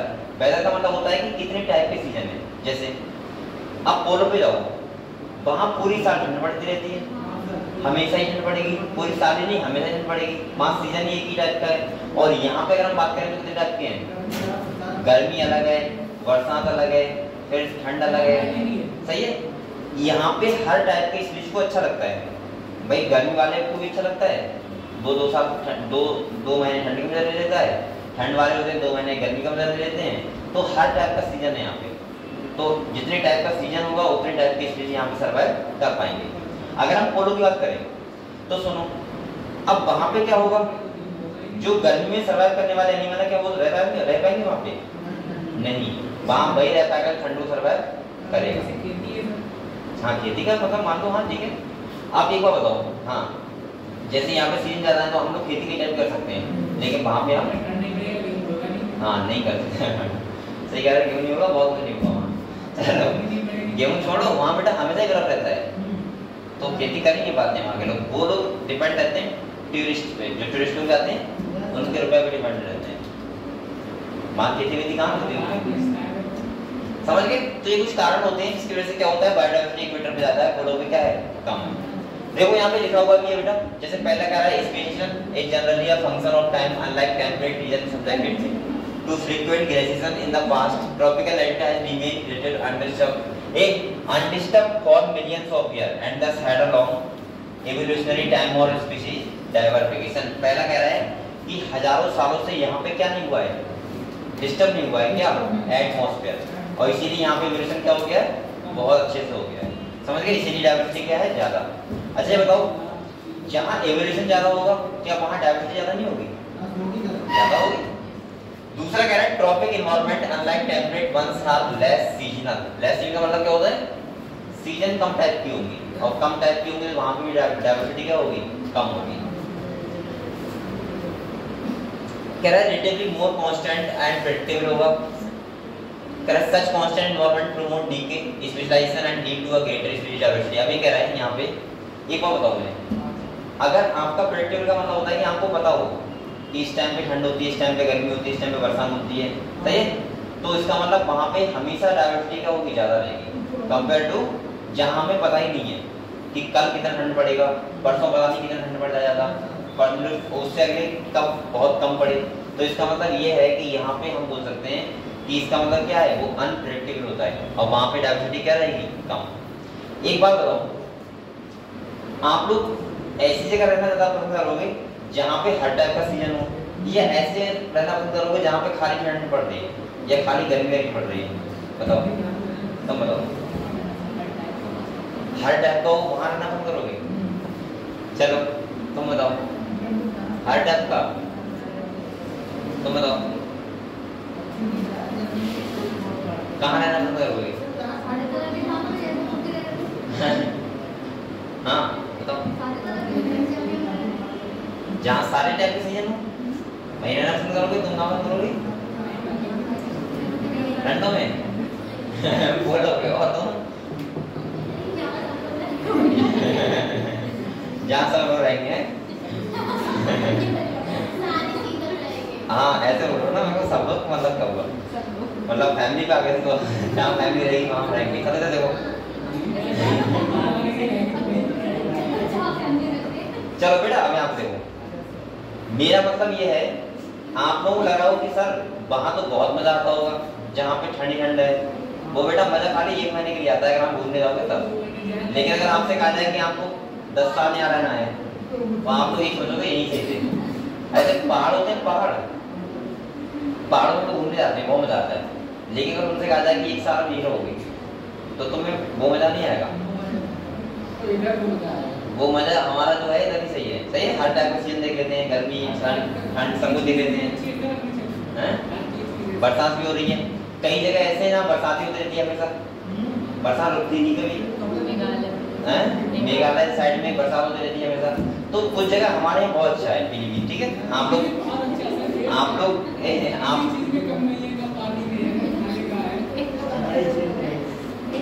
लोग भगवान का शुक्रिया अदा किया करो कि आपको ऐसी जगह पैदा किया है जहाँ पे सब कुछ है। अरे किसी को एक अपने मम्मी पापा को पाकर के बाद, मम्मी पापा भगवान ही होते हैं बेटा। यहाँ देखो, अब तो मानो भगवान को मानते नहीं मानते हो, भंडारे पाकर भंडारे।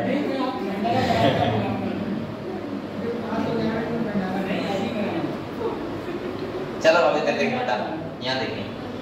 अब अगला हमारा आता है स्पीशीज एरिया रिलेशनशिप। अब यहाँ देखो, एक बार बताओ मुझे, अगर हम कहीं ज्यादा जैसे जैसे एरिया बढ़ाए तो क्या वहाँ स्पीसीज नहीं बढ़ेगा? बढ़ेगा। यही साइंटिस्ट बोला, लेकिन एक टाइम पे क्या हो जाएगा? कांस्टेंट। आप लोग कितना भी एरिया बढ़ाओ लेकिन स्पीसीज नंबर नहीं बढ़ेगा। जैसे अगर आप सोचो पीलीभीत का एक एरिया ले लिया, यहाँ स्पीसीज ज्यादा होगा, मान लीजिए 100 टाइप का स्पीसीज है, तो आप पूरा बरेली ले लोगे तो उसमें कितने टाइप का हो जाएगा? 200 टाइप का। जैसे जैसे एरिया बढ़ाओगे वैसे वैसे स्पीसीज डिस्टेंस क्या डिस्टेंस क्या होती है? बढ़ती है, और एक टाइम पे क्या रहती है? कांस्टेंट। चलो, तो ये आपको ध्यान रखना है। यहाँ पे ये ध्यान रखना इक्वेशंस की log s equal to log c plus z log a, ये भी क्वेश्चन पूछ सकते हैं। ऐसा बना लो आप लोग।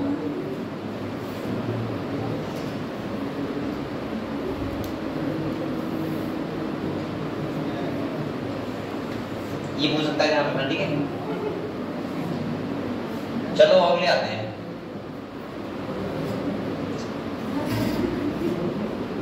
देखो यहाँ पे अब ये पढ़ो, क्या रहता है? Importance of species diversity in the ecosystem. मैंने आपको बार-बार ये बता रहा हूँ, क्या बार-बार मैंने बार-बार आपको ये बताया है स्पीसीज डाइवर्सिटी का इंपॉर्टेंस क्या है इकोसिस्टम में। तो मैंने ये बोला कि जितना ज्यादा स्पीसीज डाइवर्सिटी होगा वो इकोसिस्टम उतना ही ज्यादा क्या होगा?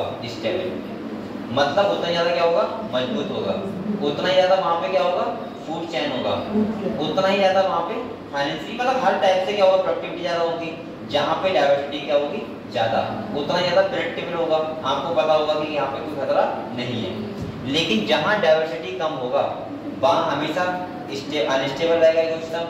वहां बहुत ज्यादा स्पीशीज खतरा होने के यानी कि विलुप्त होने के चांस ज्यादा रहेंगे, क्योंकि वहां पे क्या है? डाइवर्सिटी कम है। अगर डाइवर्सिटी कम होती है तो बेटा वहां पे फूड चेन जल्दी ब्रेकडाउन हो जाती है। अगर एक स्पीशीज खत्म हुआ उसके बाद दूसरा हो जाएगा, दूसरा हुआ उसके बाद तीसरा हो जाएगा। लेकिन जब जहाँ डाइवर्सिटी ज्यादा होती है वहाँ लोगों के पास ऑप्शन ज्यादा होते हैं। ऑप्शन का मतलब हर टाइप के ऑप्शन बात कर रहा हूँ, चाहे वो फाइनेंशियल ले लो, चाहे वो खाने के लिए ले लो, फूड चेन ले लो। जैसे आप लोग भारत में रह रहे हो, यहाँ पे आप लोग फूड के ग्रुप में 1000 टाइप के फूड दे सकते हो, कुछ भी खा सकते हो। लेकिन बेटा अगर आप पोलो साइड जाओगे तो वहाँ आपको ऑप्शन मिलेंगे, ये 5 टाइप का फूड मिलेगा, इसके अलावा आपको कुछ भी नहीं मिलेगा। ऐसे आप लोग जाओगे, कुछ जगह ऐसे जाओगे जहाँ पे आप लोग एक ही टाइप की बस फूड वैरायटी होगी, बस उसके अलावा फूड वैरायटी ज़्यादा नहीं होगी। तो अब आप लोग बताओगे फूड वैरायटी कम है और वहाँ पे अनस्टेबल इकोसिस्टम है, तो वहाँ जो एक्सटेंड होने के चांस होते हैं वो क्या होते हैं? ज़्यादा होते हैं। खतरा वहाँ पे क्या रहता है? ज़्यादा। एक साइंटिस्ट हैं, उन्होंने यहाँ पे समझाया है, सुनो। उन्होंने बताया कि इकोसिस्टम एक एज लाइक एरोप्लेन होता है। क्या होता है? एरोप्लेन क्या होता है?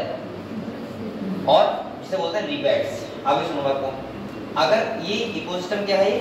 एरोप्लेन है, और जहाँ वो पेंच होते हैं लगे हुए, आपने देखा होगा सीट वगैरह लगी होती है, कसी होती है, ऐसे खोलते हैं उनको, वो पेंच बोलते हैं ना उन्हें, सही है? वो क्या होते हैं? स्पीशीज होती है। अगर आपने एक पेंच को हटाया, हो सकता है वो कुर्सी का हो, एरोप्लेन पे कोई दिक्कत नहीं होगी, उड़ता रहेगा। लेकिन अगर बारी बारी से आप पेंच हटाते रहोगे, सोचो आपने कोई ऐसे हटा दिया, पंखे का पेंच हटा दिया, तो क्या होगा भाई? वो एरोप्लेन क्या हो जाएगा? क्रैश हो जाएगा। ऐसे ही उन्होंने बताया कि यहाँ पे कुछ स्पीशीज खत्म हो जाएंगे, चलो फर्क नहीं पड़ेगा, लेकिन एक टाइम पे अगर मेन स्पीशीज खत्म हो गई तो उससे क्या होता है? पूरे हमारे इकोसिस्टम पे फर्क पड़ता है। ठीक है, ठीक है। तो यहाँ पे पढ़ लो, ये मैंने सब क्या लिख दिया। कह रहा है this is a question for which ecologist have not been able to give a definite answer. For many decades, ecologists believe that community with more species generally tend to be more stable and than those with less species. कुछ scientist का मानना ये था कि जहाँ ज़्यादा species होती हैं वहाँ इकोसिस्टम क्या होता है? ज़्यादा स्टेबल होता है, और जहाँ कम होती है वहाँ इकोसिस्टम कम स्टेबल होता है। कह रहा है but against the stability of a biological community, a stable community should not show much variation in productivity from year to year. अच्छा, यहाँ पे एक बात और देखो, लेकिन स्टैंड हुई है।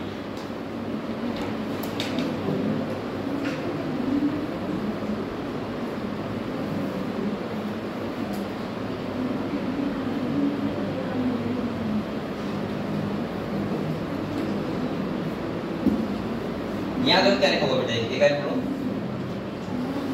यहाँ कह रहा है a stable community should not show too much variation in productivity from year to year. इसका मतलब ये हुआ अगर जहाँ पे इकोसिस्टम स्टेबल है, मतलब क्या हुआ वहाँ का? कि वहाँ बायोडाइवर्सिटी ज्यादा होगी, सही है? तो वहाँ तुम्हें ईयर टू ईयर प्रोडक्टिविटी में बहुत ज्यादा वेरिएशन देखने को नहीं मिलेगा। जैसे ऐसा नहीं होगा कि एक साल तो हो गई बहुत ज्यादा प्रोडक्टिविटी और एक साल हो गई बहुत कम। एक कांस्टेंट तरीके से चलेगी। आया समझ नहीं आया? देखो जहाँ पे इकोसिस्टम ज्यादा स्टेबल होता है वहाँ प्रोडक्टिविटी का वेरिएशन हो जाता, वेरी नहीं करता। ऐसा नहीं होगा कि एक साल बहुत ज्यादा प्रोडक्टिविटी हो गई और एक साल बहुत कम होगी, क्योंकि बेटा वो इकोसिस्टम कैसा है? स्टेबल है। कैसा है? स्टेबल है। वहाँ सब कुछ तो पहले से पता होगा, हर साल बराबर की प्रोडक्टिविटी होगी। लेकिन जो अनस्टेबल होता है इकोसिस्टम, अनस्टेबल मतलब ऐसे जैसे एग्जाम्पल सुन रहा हूँ, फॉर एग्जाम्पल मान लो अनस्टेबल का मतलब जैसे आप पोलो पे जाओगे, सपोज मानो पहले सुन लो, आप लोग पोलो पे गए, वहाँ अनस्टेबल इकोसिस्टम है क्योंकि डाइवर्सिटी कम है, इक्वेटर पे डाइवर्सिटी ज्यादा है, तो कैसा है? स्टेबल है।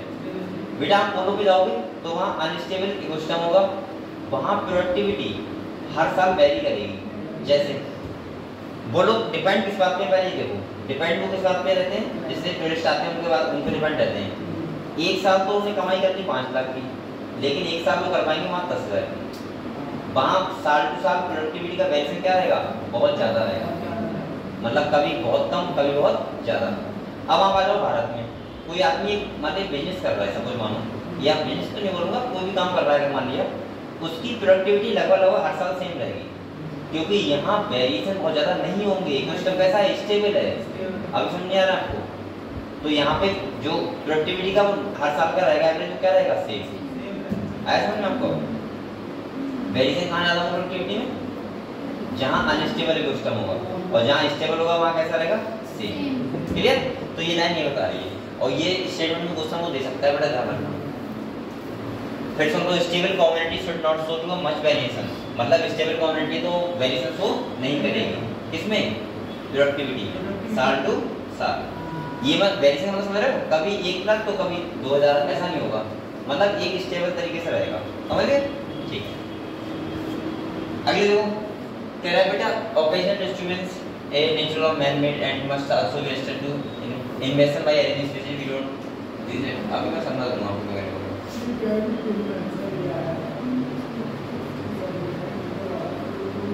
कौन सा? डेविड टिलमैन का आया था?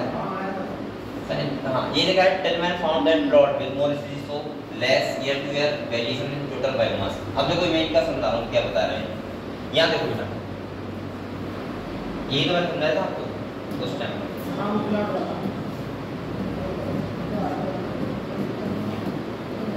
यहाँ देखो, एक साइंटिस्ट थे, ये क्या है बेटा? प्लॉट 1 है, और ये क्या है? प्लॉट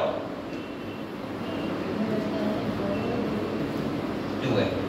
अब यहाँ पे ध्यान समझना, यहाँ स्पीसीज डाइवर्सिटी जो है, स्पीसीज का नंबर है वो ज्यादा है। क्या है बेटा? ज्यादा। और यहाँ पे स्पीसीज का नंबर क्या है? कम है। ये बात समझे आप लोग? अब आप लोग बताओ, अगर स्पीसीज नंबर ज्यादा है तो यहाँ पे इकोसिस्टम कैसा रहेगा? स्टेबल। कैसा रहेगा? यहाँ स्टेबल ज्यादा होगा कंपेयर टू उससे, यानी कि मोर स्टेबल होगा। और वो कैसा होगा? Less stable. सही है? अब ये से, अब देखो यहाँ पे फूड चेन क्या होंगी? ज्यादा होंगी, वहां पे क्या होंगी? कम, क्योंकि वहां पे स्पीसीज क्या है? कम। अब तुम समझ में आएगा आपको। देखो, अगर इस वाले प्लॉट से टोटल जो बायोमास होगा या टोटल प्रोडक्टिविटी होगी,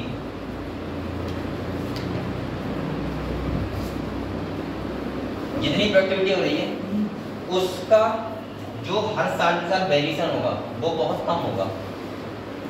कैसा होगा? बहुत कम। जैसे मान लिया एक साल इसका 100 केजी हो रहा है मान लिया, तो बेटा इसका हर साल 105 रहेगा या 100 रहेगा या 100 102 ऐसा रहेगा। लेकिन अगर अनस्टेबल है और यहाँ प्रोडक्टिविटी का वेरिएशन रहेगा वो क्या रहेगा? बहुत ज्यादा। किसी साल तो यहाँ 10 केजी बायोमास हुआ है और किसी साल कितना हो गया? 150। ये साल टू साल का वेरिएशन वहाँ यहाँ बहुत ज्यादा होगा, यहाँ क्या होगा? बहुत कम। ये साइंटिस्ट ने बताया था। क्यों? क्योंकि ये अनस्टेबल है बेटा, ये लेस स्टेबल है, और ये कैसा है? ज्यादा स्टेबल। समझ गए?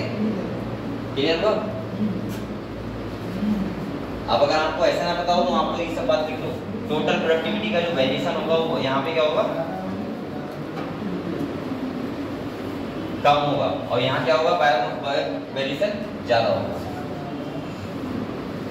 अगर आपको अभी समझ नहीं आ रहा है तो मैं आपको वैसे बता दूं, 2 घर मान लो, 2 घर मान लो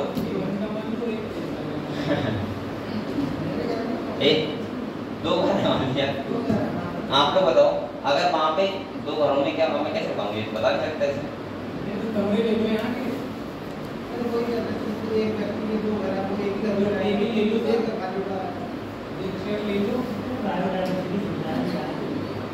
क्या कहते हैं आपको ये समझ लो स्टेबल का मतलब क्या है? स्टेबल का मतलब होता है मजबूती कहा जाता है, सही है? चलो ठीक है। और जहाँ ज्यादा स्टेबिलिटी होगी वहाँ पहले से ज्यादा नहीं होगी प्रोडक्टिविटी, समझ गए? अरे ऐसे मामले से ये वीरपाल बैठा है, ये इसके घर में क्या है, जमीन है मान लिया, सही है? इसके फादर की जो इनकम होगी, इनकम वो लगभग सेम रहती होगी, पहले से ज्यादा नहीं होंगे, क्योंकि अब आप लोग जानते हो इस पास जमीन है तो स्टेबल ज्यादा है, भैया अपने आप को स्टेबिलिटी शो करेगा। तो अब एक आदमी है जिसके पास जमीन नहीं है, उसके पास क्या है, नौकरी है मान लिया, तो नौकरी वाला जो होगा वो हमेशा अनस्टेबल होगा, उसका कभी साल तो बहुत ज्यादा, ये बिजनेसमैन है, उसकी कभी साल तो बहुत ज्यादा अच्छी जाएगी और कभी साल कौन सी जाएगी, बहुत ज्यादा लॉस हो जाएगा। समझ गए आपको? ऐसे समझा। तो जो बिजनेसमैन होगा उसकी प्रोडक्टिविटी में वेरिएशन बहुत ज्यादा होंगी, कभी उसने 1 लाख रुपए कमा लिए एक महीने में, कभी वो कमा पाएगा कितना, 10,000। लेकिन इसके फादर जो होंगे उनका अगर वो 5 लाख रुपए कमा रहे हैं तो एवरेज 5 लाख कमाएंगे, यानी कि वेरिएशन क्या होंगे, बहुत कम। अब आप लोग समझ सकते हो इससे ज्यादा मैं क्या बताऊं।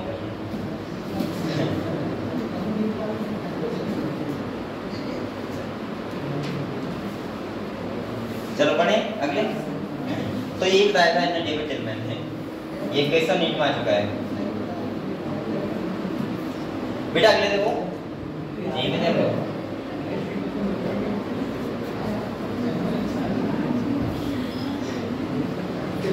अब यहाँ पे देखो बेटा एक कुछ बातें बता रहा है, एक बोलो मत, यहाँ एक हाइपोथेसिस दिखाई है, रिवेट पोपर हाइपोथेसिस।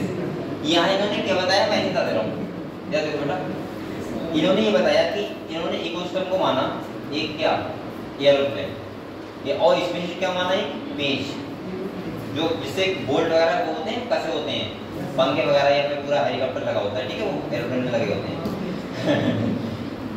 अब आपको बताओ, अगर आप लोग उस हेलीकॉप्टर का 1 वोल्ट बोलोगे फर्क नहीं पड़ेगा, उड़ता रहेगा, 2 बोलोगे फर्क नहीं पड़ेगा, उड़ता रहेगा, समझाओ। लेकिन एक का टाइम ऐसा आएगा कि हल्के हल्के वो क्या हो जाएगा, बेकार हो जाएगा। यही सिस्टम होता है इकोसिस्टम का, अगर एक स्पीच खत्म होने फर्क नहीं पड़ेगा, 2 होने खत्म नहीं पड़ेगा, लेकिन एक बार को ऐसा हो जाएगा कि हमारा पूरा इकोसिस्टम क्या हो जाएगा, अनस्टेबल, यानी कि फूड चेन ही सब बेकार हो जाएंगे और कोई फूड चेन नहीं बचेगी नहीं, तो कैसा हो जाएगा इकोसिस्टम, अनस्टेबल। तो इन्होंने ये बताया था इसने रिवेट हाइपोपर हाइपोथेसिस, और इनका साइंटिस्ट नाम है पॉल इंग्लिश, इसको अंडरलाइन कर रहा हूं। अब बेटा ये पूरा पढ़ लो यहाँ तक।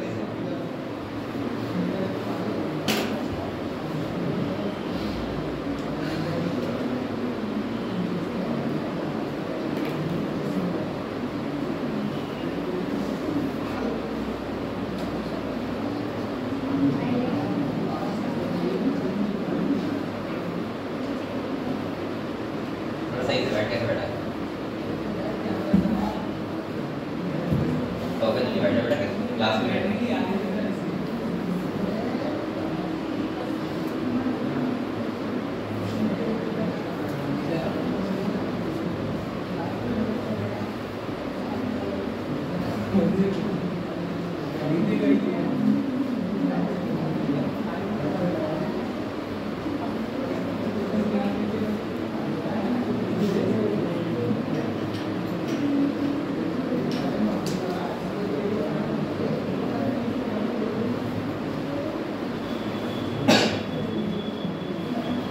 पढ़ लिया, पढ़ो जल्दी।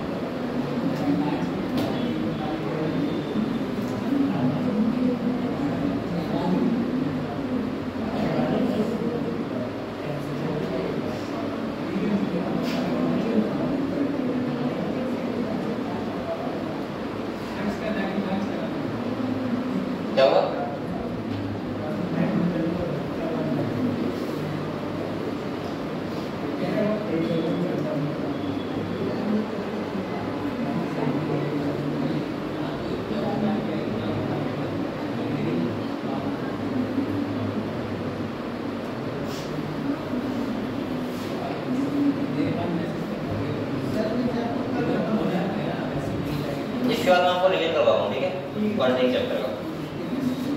और उसमें आपको छुट्टी मत करना, ठीक है, प्लीज आप लोग का ध्यान रखना। और बेटा आपको नीट में बहुत हेल्प मिलेगा उससे। मुझे पता है आप लोग फर्स्ट ईयर का पेपर भूल रहे हो अभी। अगर मैं कोई सिंपल सा क्वेश्चन पूछूंगा आप बता नहीं पाओगे अभी, सही है।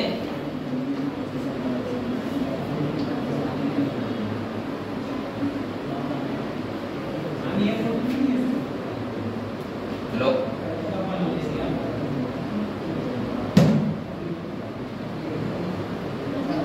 कितने बच्चों को लगभग फर्स्ट ईयर का आता है यहाँ पे? प्लांट फिजियोलॉजी हो गई, एनिमल फिजियोलॉजी हो गई, इसके बाद तुम्हारा जो प्लांट किंगडम, एनिमल किंगडम। अगर मैं सिंपल सा क्वेश्चन पूछूंगा आप बता नहीं पाओगे, मुझे पता है। तो इसीलिए आपको कोशिश करेंगे हर दिन एक चैप्टर, सही रहेगा। लेकिन और उसके बाद आपका काम रहेगा खाली बस क्वेश्चन लगाने का और कुछ भी नहीं। घर पे जाओ क्वेश्चन लगाओ बस, और जिसका मैं रिवीजन करवाऊं उसी चैप्टर क्वेश्चन लगाना घर पे जाके। समझ रहे हैं आप लोग?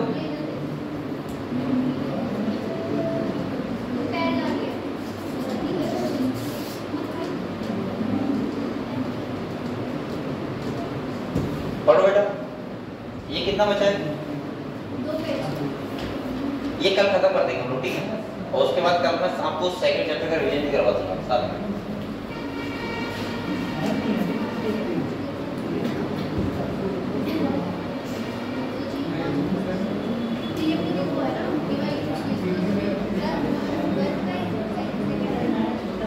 फर्स्ट ईयर का। और ये बेटा आपको कल ऐसा करना, दोनों को लेके आना, ये भी हो गई, सही। और अभी आप तो दोनों रखो यहाँ पे। अभी तो हर टाइम इन किताबों के साथ सोया करो बैठ के। सपने भी आपकी किताब ही आना चाहिए अभी, तो आप लोग कुछ कर पाओगे, पढ़ पाओगे। अरे उसका मतलब ये हुआ कि पढ़ते पढ़ते सो जाओ, पता ही ना लगे, सुबह को उठो फिर से किताब के सामने। दोनों बुक को ऐसा आप ये मत देखो कि ये कौन सी बुक है, दोनों बुक लेके आओ, जो भी आपकी डाउट हो लेके पूछते रहो।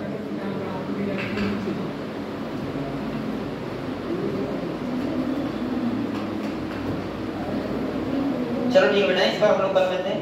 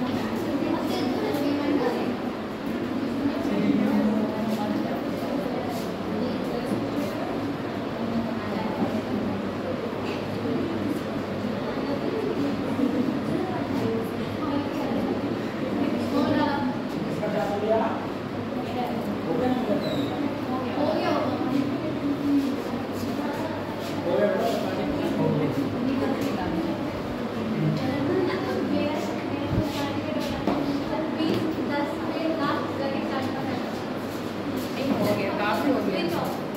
नहीं, हाथ उठा